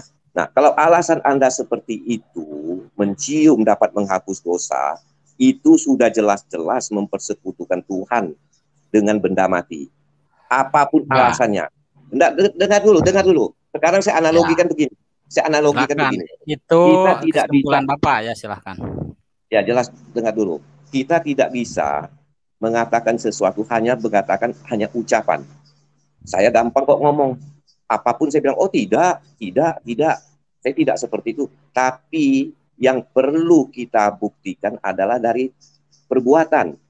Misalnya begini, ya, saya menganalogikan misalnya Muhammad Kece mencuri misalnya, Muhammad Kece ya. Mencuri. Aduh, jangan suruh mencuri dong, malu ah. Saya polisi Pak Kece, saya polisi nih, ya kan? Jangan suruh mencuri dong Pak. Ya. Apalagi ditangkap nanti. Pak Kece mencuri kah? Pak Kece dibilang tidak kan? Apakah dengan pernyataan Pak Kece bilang tidak, saya langsung berarti Pak Kece tidak mencuri? Ya. Bebas. Kan tidak bisa. Harus saya buktikan dengan perbuatan Pak Kece benar-benar ada ngambil atau tidak. Kan begitu. Kan begitu Pak Kece. Ya kan? Yeah. Ketika terbukti bahwa walaupun Pak Kece tidak mengaku bahwa Pak Kece ada mengambil barang orang, tetapi bukti di lapangan otentiknya Pak Kece ada ngambil, tetap itu bersalah. Ya kan? Ada CCTV soalnya. Karena ini Ayong boleh mengatakan, oh tidak, terserah, tapi buktinya mencium dapat menghapus dosa. Yang hanya menghapus dosa itu hanya Tuhan, Pak Ayong. Jadi apapun alasanmu mengatakan itu tidak, itu mulut, bukan dari perbuatan. Ya. Seperti nanti ketika Yesus turun ke bumi lagi, nanti ini Bapak juga termasuk Pak Kece akan diadili karena ini bersama patung Yesusnya nanti ya.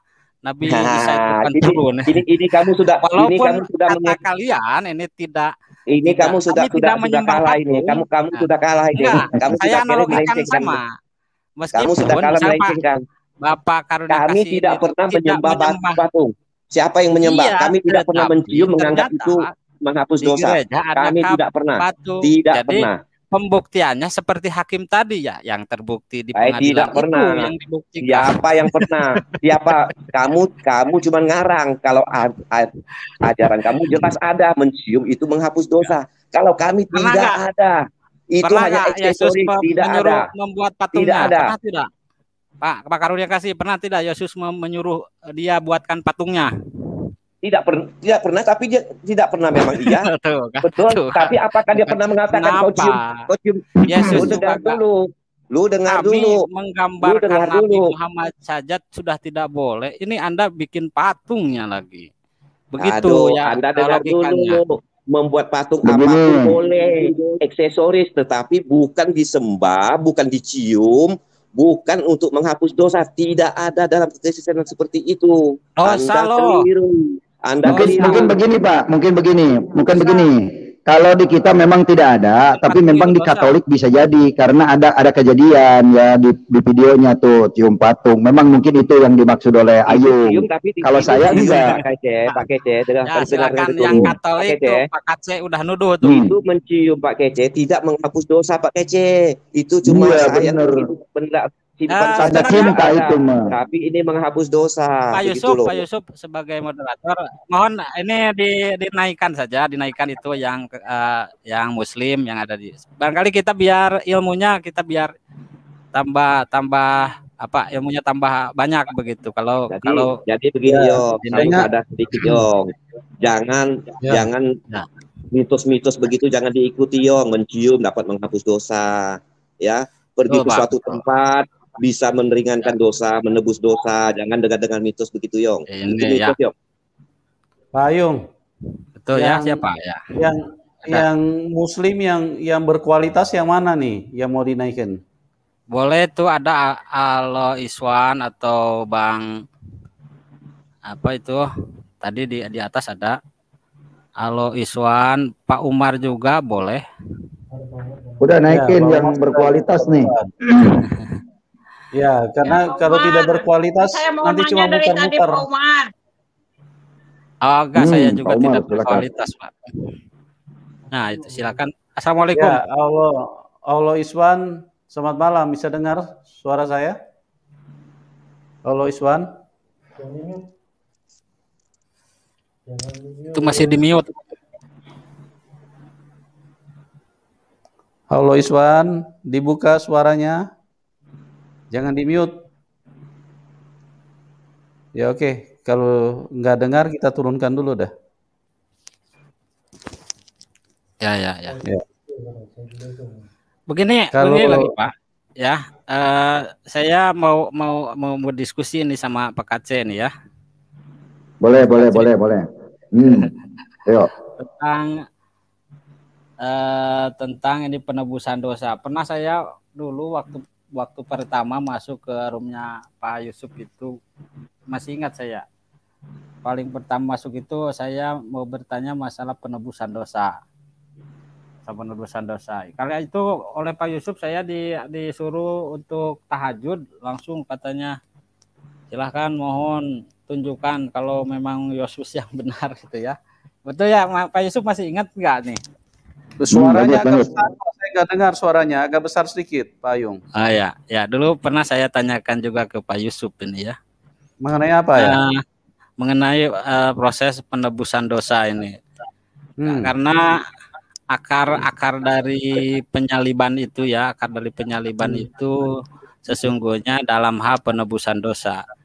Kalau tidak ada dosa yang perlu ditebus, itu tidak mungkin ada penyaliban ya Pak ya. Karena akar dari penyaliban itu penebusan dosa.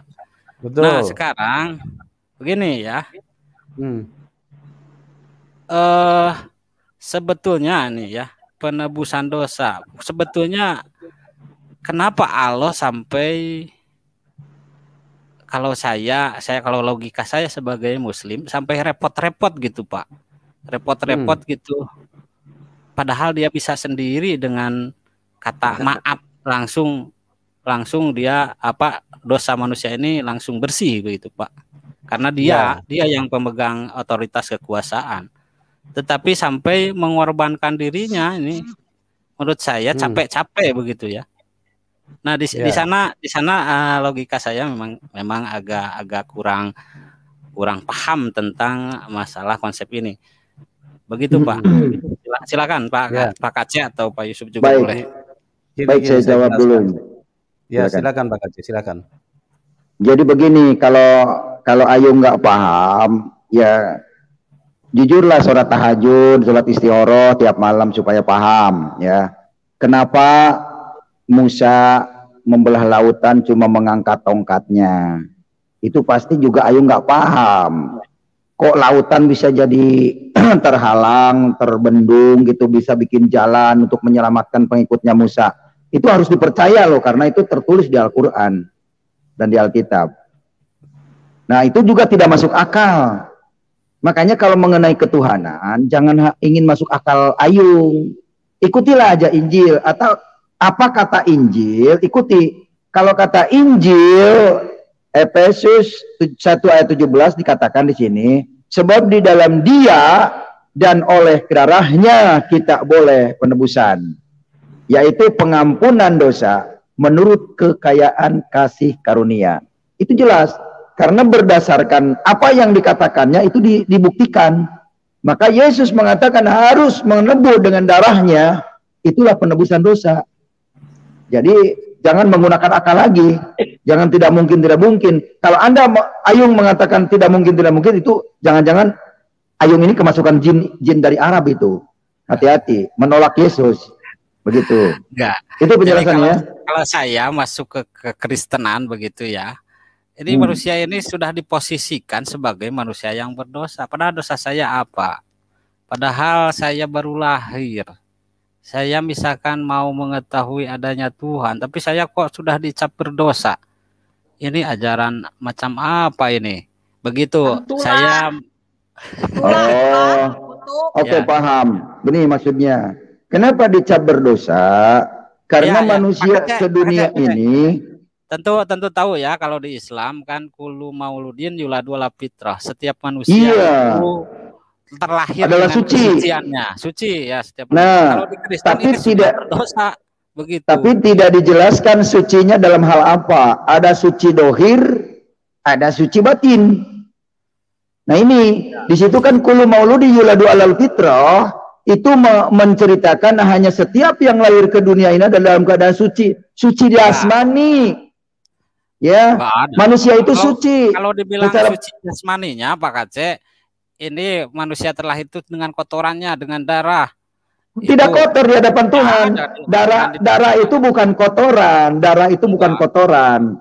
Jadi yang disebut kotoran di hadapan Tuhan itu jangan darah juga nggak najis. Air kencing nggak najis. Kalau najis nggak mungkin diam di dalam perut. Itu aja logikanya. Darah nggak najis karena darah itu ada roh manusia. Tanpa darah manusia nggak hidup. Begitu. Nggak ada. Jadi Anda jangan salah pilih. Tidak ada yang najis. Darah tidak najis.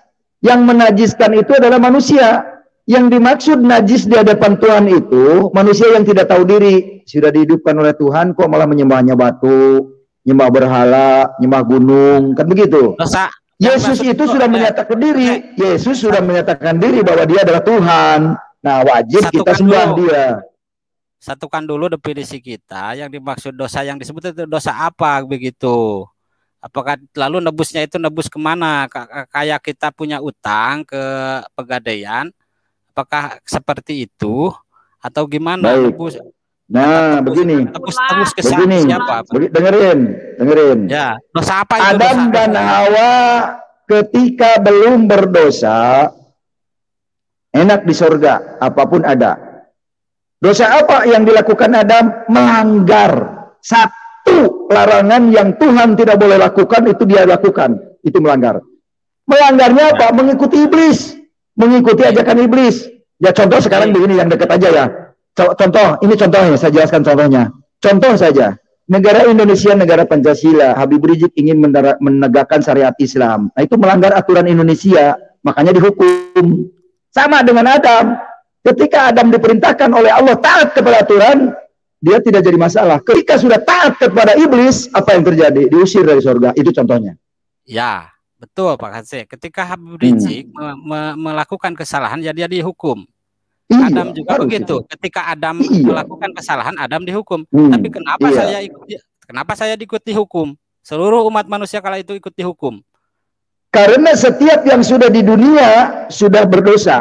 Gara-gara dari Adam tadi, Hawa itu tadi. Makanya di dalam Islam tidak ada perempuan masuk surga. Semuanya mau neraka. Karena sudah gara-gara Adam itu. Begini Pak Kece. Bentar Pak Kece. Masalah penebusan ini ya, kalau kita cerita panjang lebar dari rencana penebusan sampai kepada penebusan yang sebenarnya yaitu Yesus Kristus. Sebenarnya Muslim juga mengakui sebenarnya, cuma mereka ambil sepotong Pak Kece. Mereka ambil sampai korban binatang, makanya mereka ada hari korban. Sebenarnya betul Pak Kece, ya. Iya benar. Cuma mereka mengakui, mereka itu begitu saja. Boleh saya gini. Islam mempelajari mengambil ajaran itu hanya sepotong begitu Pak Yung. Kalau Anda mau tahu sejarahnya itu sejarah korban binatang yang sampai sekarang Anda yakini itu sebenarnya itu dari mana? Ya. Makasih karunia. Ya. Gini ya. Pak Yung, gini Pak Yung. Ketika Yahudi menebus dosa dengan menyembelih hewan. Gini Pak Yung. Anda melencengkan karena ajaran Anda melencengkan ke situ gitu loh. Ya, silakan. Jadi gini saya jelaskan ya. Kalau hari raya Korban di Islam, sebetulnya mereka tidak paham esensi daripada memotong hewan itu hanya dijadikan sebagai sekedar hari raya Korban binatang, seolah-olah untuk memberi bantuan kepada fakir miskin, kepada orang-orang yang tidak punya. Sebetulnya esensinya itu adalah penumpahan darah untuk penebusan dosa. Itu yang tidak dipahami. Dan itu sudah dibicarakan dari zamannya Abraham, dari zamannya Kain dan Habel, manusia pertama keturunan dari Adam dan Hawa. Ya, itu sudah jelas di mana Habel pada waktu itu ditumpahkan darahnya.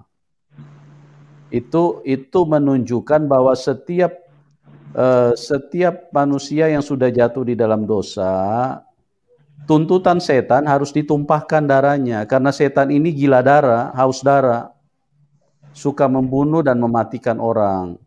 Makanya ajaran-ajaran yang suka membunuh, menghabisi orang lain itu sebetulnya tanpa disadari itu sebetulnya adalah ajaran yang berasal dari kuasa iblis, kuasa kegelapan. Nah, begini saya jelaskan kepada Pak Ayung supaya Pak Ayung mengerti. Karena tadi bertanya, kenapa kalau di Kristen perlu penebusan dosa?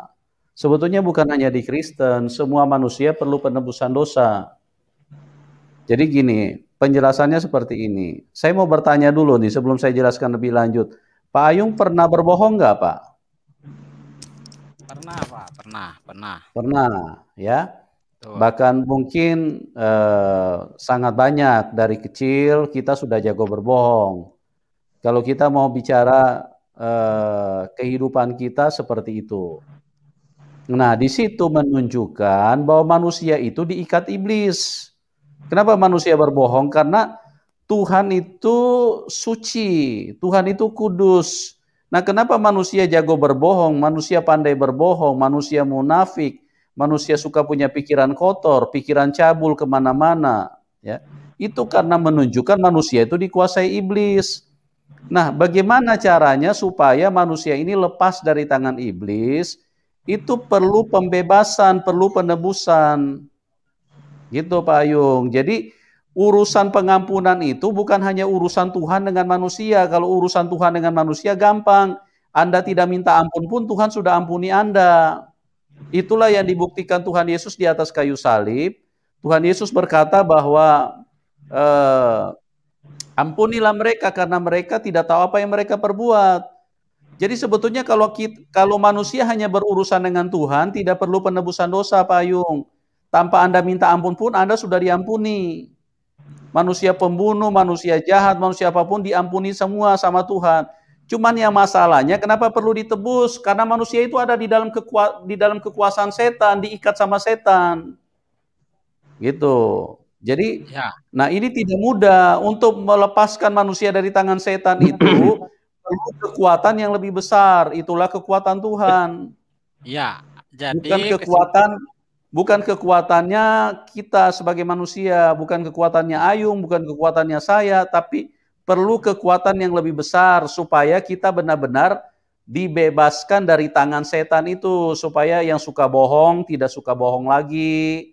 Yang suka pikiran cabul, tidak pikiran cabul lagi. Yang suka provokasi orang, tidak provokasi orang lagi. Gitu, Pak Ayung. Tapi nyatanya, Pak, setelah adanya penebusan itu, berarti manusia sudah terlepas dari cengkraman setan ya, Pak, dalam artian manusia tidak akan berbohong lagi. Begini penjelasannya, bukan begitu. Manusia dibebaskan dari tangan setan. Ya. Tetapi dalam perjalanan hidup manusia ini kan masih ada di dunia. Godaan itu masih terus ada. Jadi setan masih berusaha. Masih mencengkram setan juga masih mencengkram ya, Pak? Bukan dicengkram setan lagi. Manusia masih bisa jatuh di dalam dosa. Gitu loh Pak Ayung. Karena apa? Karena godaan setan selama manusia masih di dunia, godaan setan itu tetap terus hadir. Tetapi orang yang ada di dalam Tuhan Yesus Kristus tidak akan terpengaruh.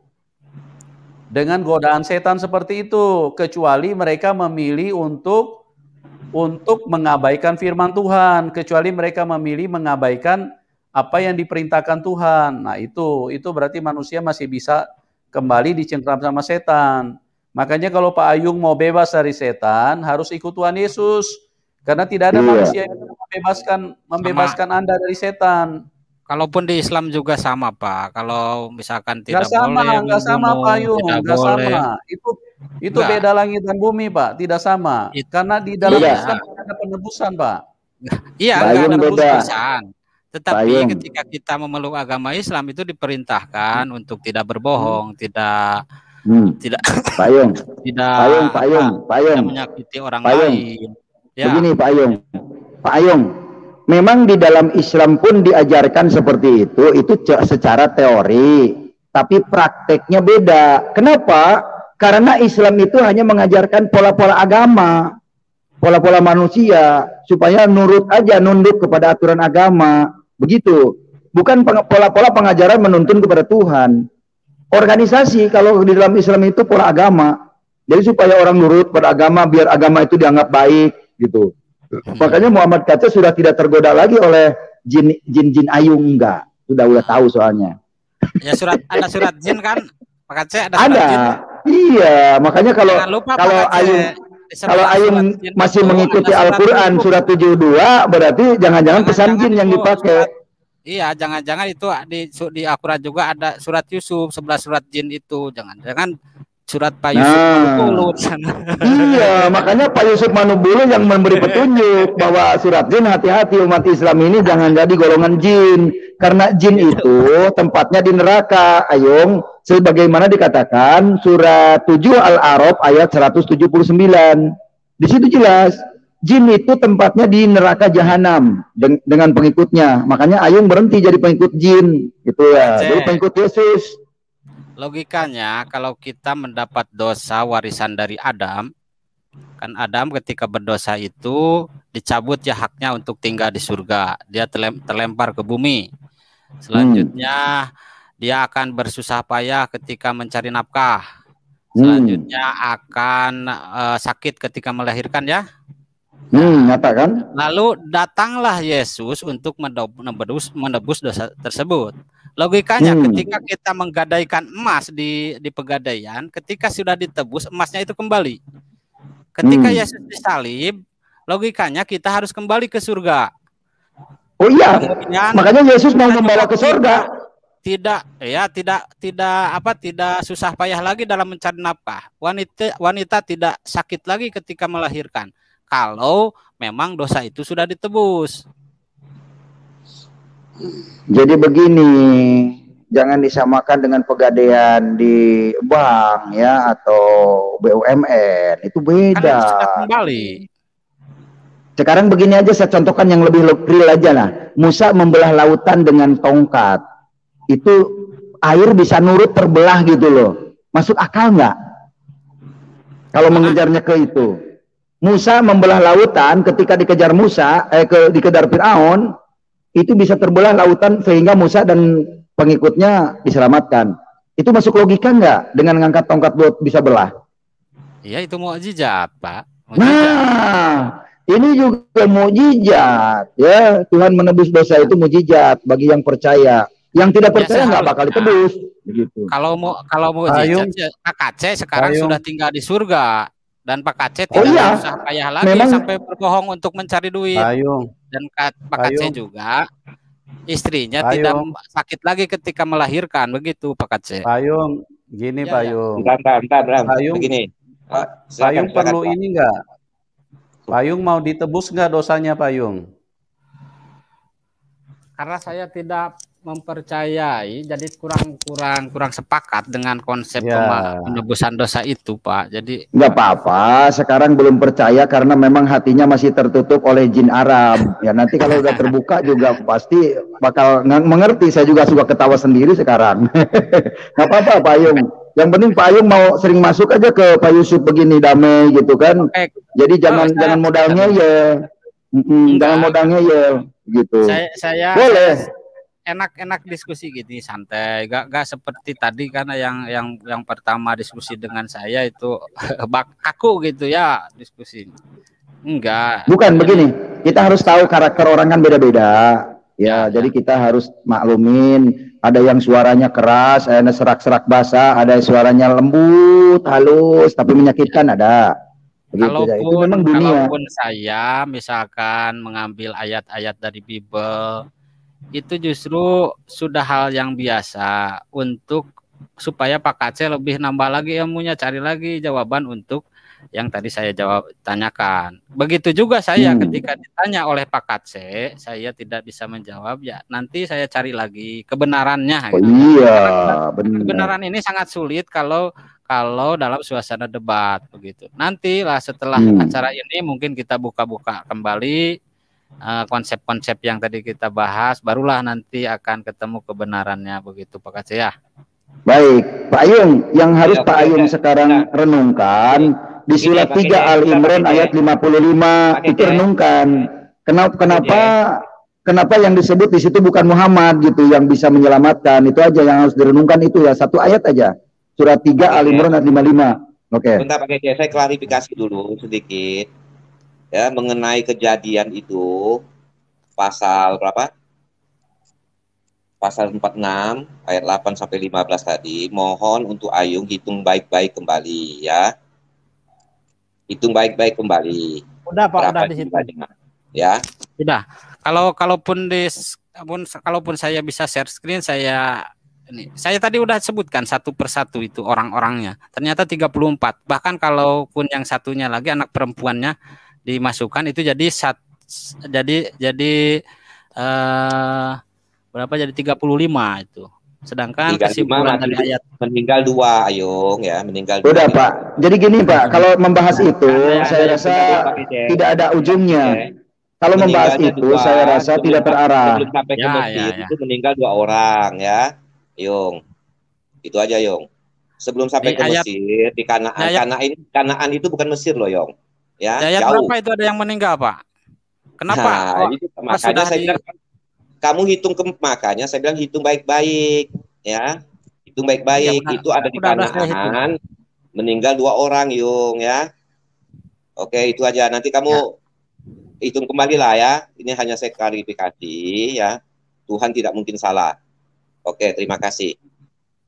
Ya, jadi begini, kalau itu mempermasalahkan tentang jumlah orangnya itu saya rasa nggak penting, karena itu hanya kronologis cerita aja. Yang paling penting mah begini, Ayung ini mau mencari kebenaran, terus mau kemana arah tujuannya?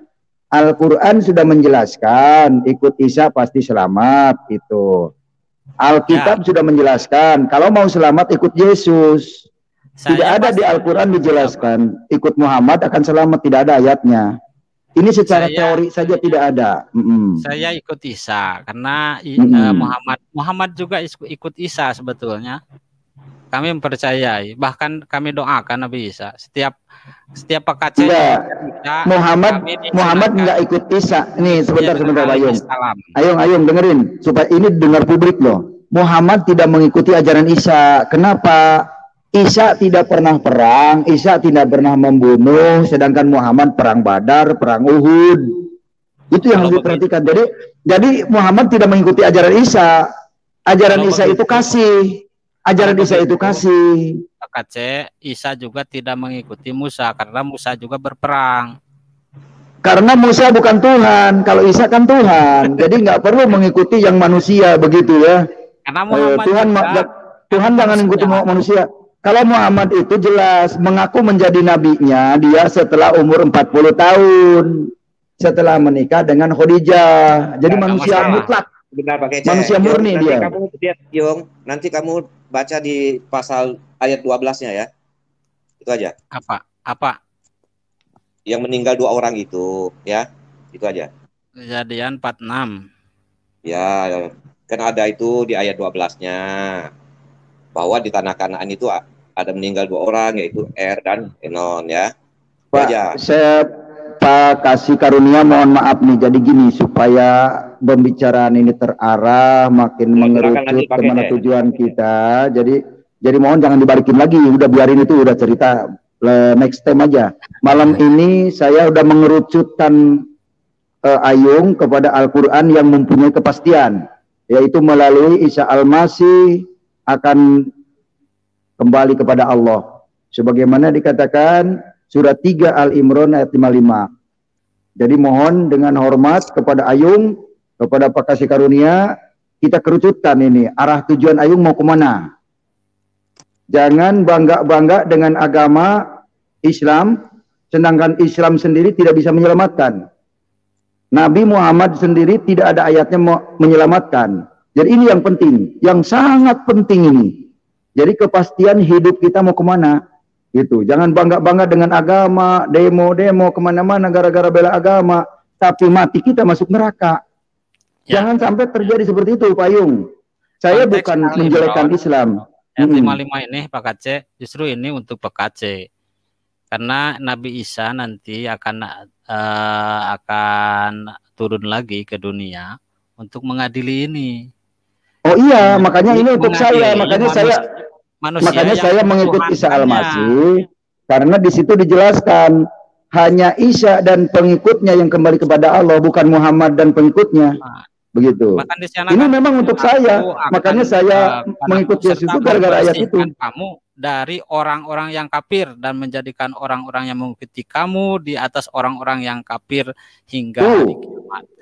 Ini konteksnya.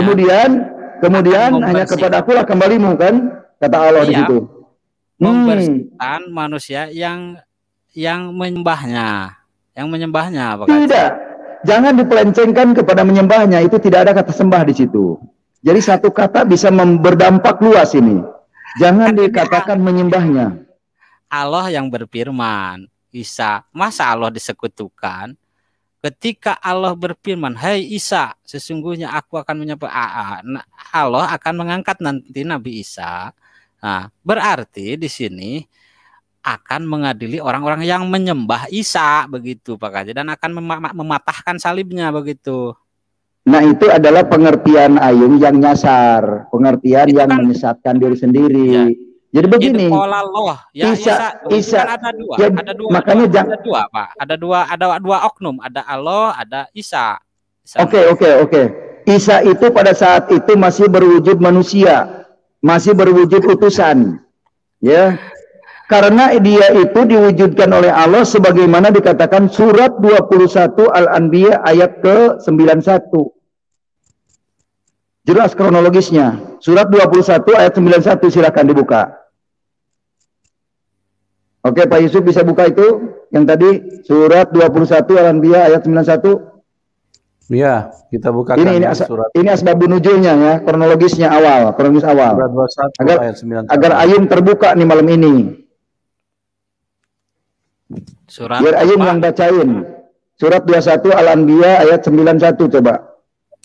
Al-Anbiya ayat 21 91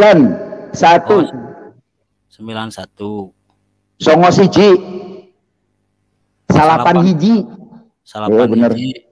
Bener ya tak. Bener. Coba dibaca tuh Ayung.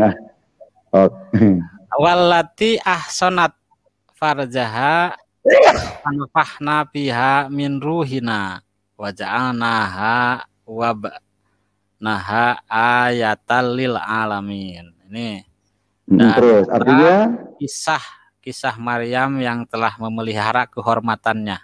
Ini artinya Maryam perawan ya. Lalu kami tiupkan ke dalam tubuhnya ruh dari kami. Kami jadikan dia anak tanda kekuasaan Allah yang besar bagi semesta alam. Ini ya sudah jelas. Rahmatan lil alamin itu bukan Muhammad, ternyata Isa. Begitu. Bukan Muhammad itu rahmatan lil, itu ayatnya udah jelas, jangan dipelencetkan lagi. Kasihan pendengar. Yang rahmatan lil alamin itu banyak Pak Kace. Semua yang Isa itu tertulis, yang lain tidak. Yang lain tidak tertulis. Ini yang tertulis. Yang tertulis. Ayatan tanda, ini bukan rahmat ini. Ayatan lil alamin. Ayatan lil alamin, tanda bagi alam semesta kan? Iya. Anda bagi alam semesta.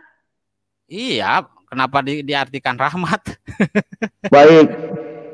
Karena ada kelanjutannya 107. Coba 107-nya Pak Yusuf. Iya Pak.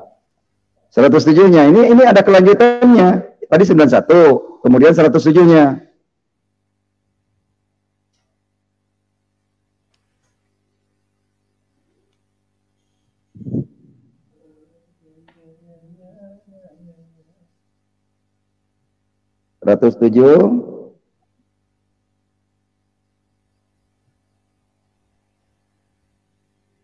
Ya, 107.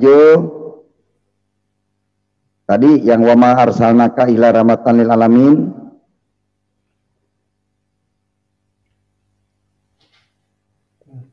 Ya, itu sudah. Nah, itu ayat 107-nya wa ma arsalnaka illa rahmatan lil alamin. Original teksnya tidak ada kata Muhammad. Mungkin terjemahannya di lain kata Isa juga. Enggak, kan 91-nya kronologisnya tentang Isa. Logikanya ini logika kronologisnya ayat 91 tentang Isa. Kalau ke Muhammad jadi ngawur begitu. Ada tanda ain itu ya Pak.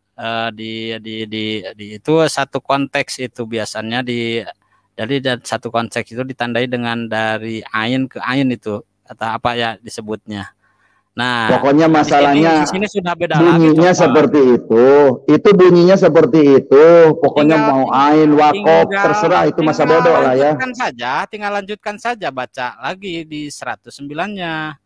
Dan jika mereka berpaling, maka katakanlah aku telah menyampaikan kepada kamu sekalian ajaran yang sama di antara kita, dan aku tidak mengetahui apakah ancaman kepadamu itu sudah dekat atau masih jauh. Terus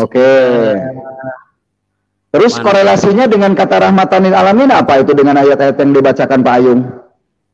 Di 108-nya Pak, di 108-nya saya korelasinya apanya? Dari kata sesungguhnya apanya? yang diwahyukan kepadaku adalah bahwasanya Tuhanmu adalah Tuhan yang esa, maka hendaklah kamu berserah diri kepadanya. Tuhan adalah Tuhan yang esa ini Pak. Allah yang tadi. Apakah betul ayat Quran itu firman Allah bunyinya seperti itu? Iya. Masa bunyinya seperti itu? Coba baca lagi tadi.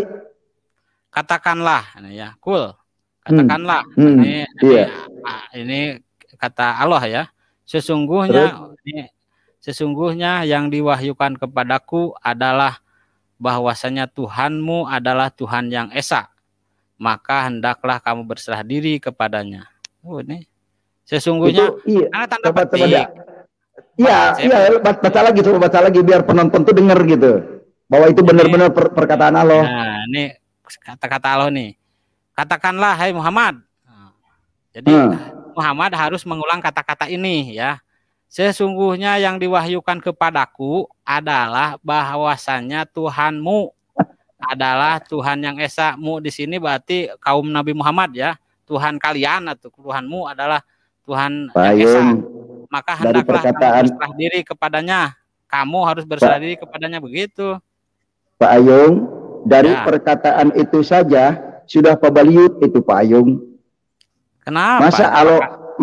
Ya coba dianalisa lagi bacanya yang benar. Pak Muhammad kata baca.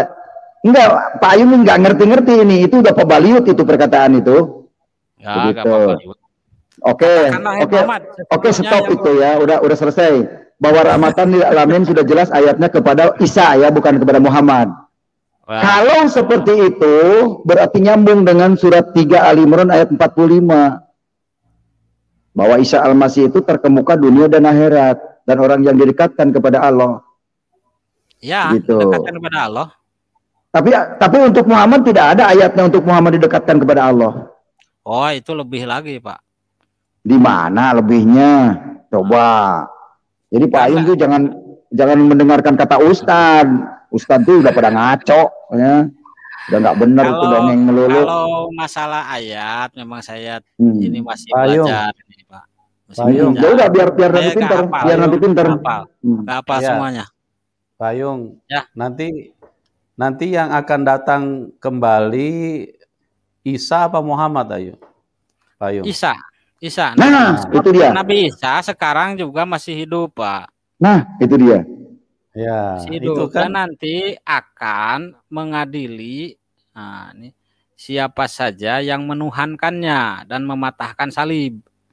Itu ya, Nabi Isa. Mengadili begini, Payung, yang mengadili itu porsinya Tuhan, porsinya Allah. Kalau manusia tidak bisa mengadili. Kalau di dunia karena ini manusia, bisa. Gini, Payung. Manusia itu tidak ada yang benar. Yang bisa mengadili itu adalah orang yang mempunyai kebenaran, pribadi yang benar. Makanya kenapa Isa menghakimi, kenapa Tuhan Yesus menghakimi? Karena dialah Allah, dialah yang menentukan orang ke neraka atau ke surga. Dia di dunia, Pak. Memberikan penghakiman yang adil, Pak Ayung. Jadi gini, saya sarankan, saya mengasihi Pak Ayung. Cepat-cepatlah Pak Ayung, jangan sampai terlambat, ya. Karena hanya Tuhan Yesus yang bisa menyelamatkan, Pak Ayung. Kalau masih logikanya masih ini, Pak, masih bisa saya pertanyakan, saya masih belajar. Jadi begini, masih bisa ya. Tadi redaksi Bapak saya sanggah lagi bahwasanya Isa itu turun lagi ke bumi. Ini bukan di akhirat. Hakim di akhirat ini Allah. Tetapi kalau di bumi itu bahkan dia akan membunuh Dajjal. Kalau itu definisinya di akhirat itu tidak akan ada lagi bunuh gitu Dajjal. Iya, benar. Karena ini hakim ini nanti Isa ini akan turun lagi menjadi hakim di bumi, masih di bumi begitu. Dalam artian jadi gini Pak Yung, itu akan mengadili setiap orang yang menyembahnya. Menghakimi manusia, menghakimi setiap orang, itu kapasitas Tuhan, bukan kapasitas manusia, sesama manusia terus menghakimi manusia yang lain. Itu di mana analoginya, di mana ininya kebenarannya? Itu sangat tidak mungkin, Pak Yung. Ini kan berdasarkan manusia kok menghakimi manusia yang lain, itu mana bisa dibenarkan? Yang bisa menghakimi itu hanya Tuhan, hanya Allah yang benar. Lalu itulah kalau Tuhan Yesus. itu kan ranah rohani ya, nanti di akhirat. Kalau misalkan sekarang juga udah ada sekolah hakim kok, pakai sekolah itu manusia. Pak Yung pernah baca ini enggak? Aturan yang ada di dunia. Pak Yung pernah baca ayat ini enggak? Ya. Alaihissallahu biahkamil hakimin. Iya, Allah. Tidak ada selain Allah yang bisa menghakimi. Nah, kalau nanti Isa Al-Masih yang menjadi hakim, itu berarti Isa Al-Masih itu Allah itu sendiri. Ketika Nabi Muhammad hidup juga, itu Nabi Muhammad sebagai hakim. Kala itu banyak yang dia memutuskan ketika ada persengketaan di sana, di antara para sahabat ada yang salah. Beliau yang menjatuhkan hukuman di dunia begitu. Bukan begitu, Pak Yung gini, tidak usah melebar ke situ. Ini kan berbicara tentang penghakiman terakhir. Penghakiman terakhir itu punya Tuhan. Kalau bicara tentang penghakiman di bumi ini, penghakiman seperti kayak di pengadilan, jangankan Muhammad, pengadilan pun sudah punya hakim. Tetapi yang menghakimi nanti, yang menentukan manusia masuk surga dan neraka, itulah Tuhan Yesus, itulah Isa.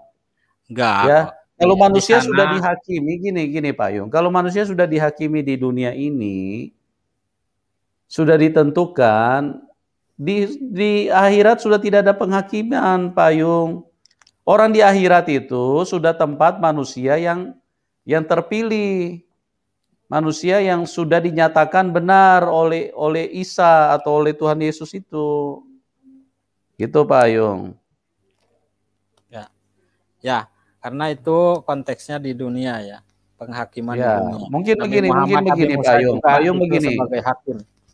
Kalau di akhirat nanti Allah Subhanahu wa taala yang menjadi hakim.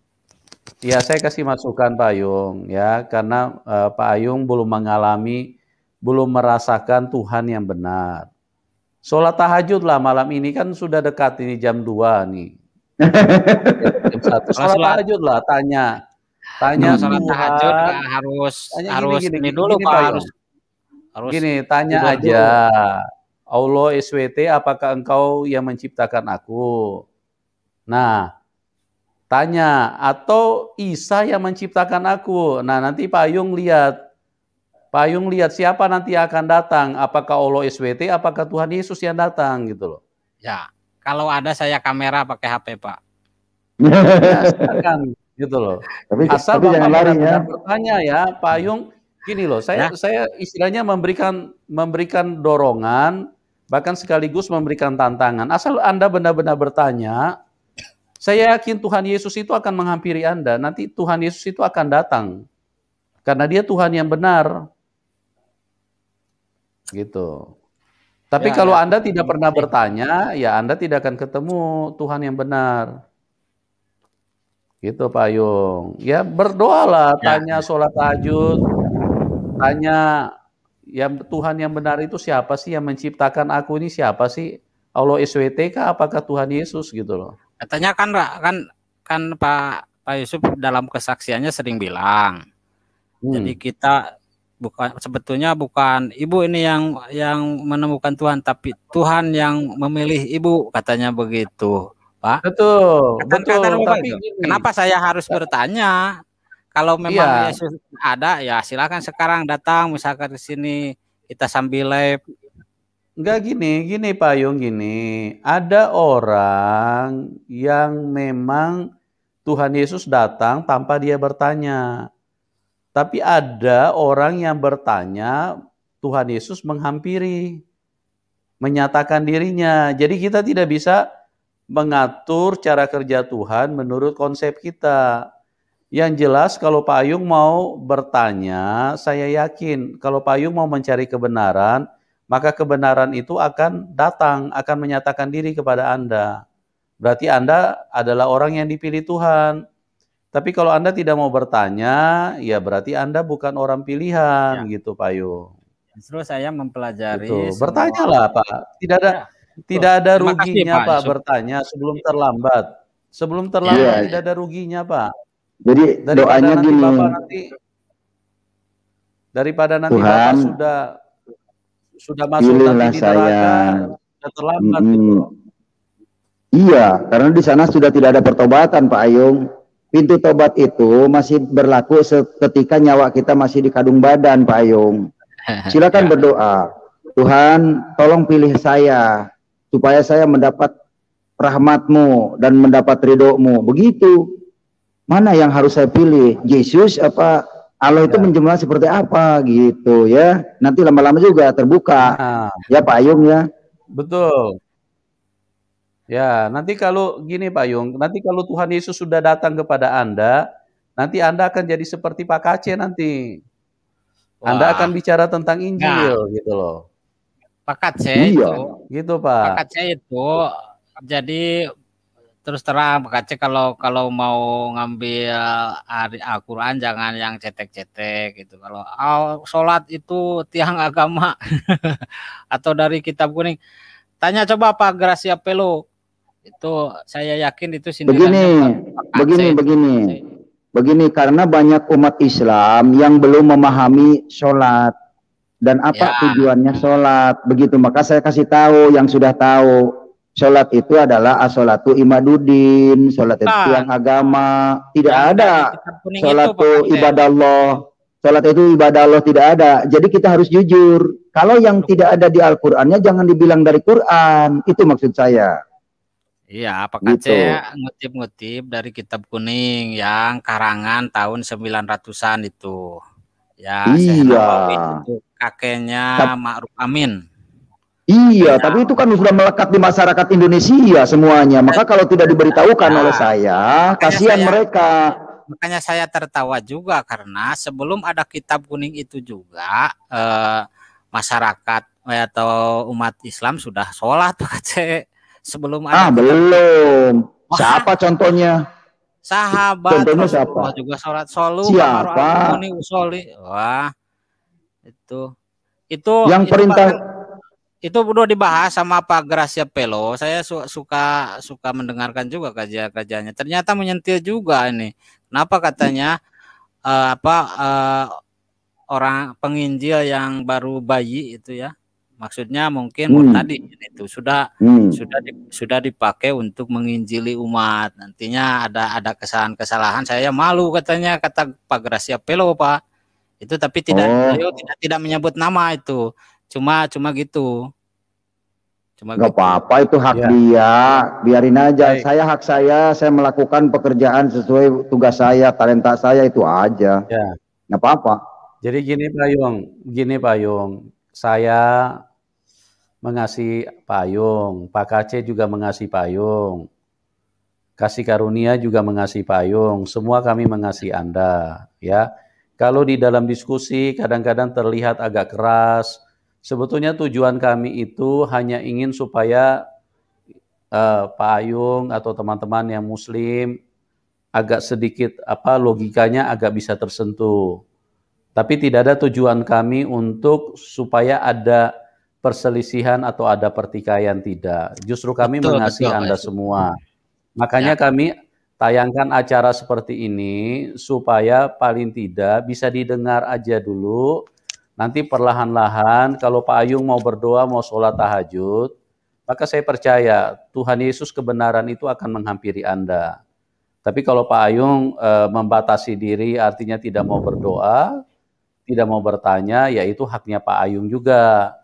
Cuman saya sebagai sesama makhluk sosial, sebagai sesama manusia yang diajarkan untuk saling mengasihi, saya ingin bagi berkat supaya siapa tahu Pak Ayung juga bisa berjumpa dengan Tuhan yang benar dan bisa mengalami menerima keselamatan itu. Karena saya tidak ingin pulang ke surga sendirian Pak Ayung, gitu Pak Ayung, ya. Mungkin itu saja dulu yang bisa kami bagikan pada malam hari ini karena kita dibatasi waktu dan kondisi Pak Ayung, ya. Nanti kita sambung lagi ya. Baik Pak Yusuf. Ya, terima kasih Pak Ayung. Jadi Pak Ayung pikirkan itu ya, Al-Imran 55 sama 45 ya. Jadi jangan salah pilih itu. Pesan saya seperti itu malam ini buat Pak Ayung. Oke, terima kasih Pak Kace, Pak Kasih Karunia, terima kasih. Iya, terima kasih sama-sama buat Pak. Semua salam kemenangan. Salam kemenangan. Ya, terima kasih buat semua teman-teman yang sudah ikut bergabung. Doa kami buat Anda semua, Tuhan Yesus sumber kebaikan, mengasihi kita semua. Dan kita akan berjumpa di program selanjutnya. Salam kemenangan buat kita semua. Amin.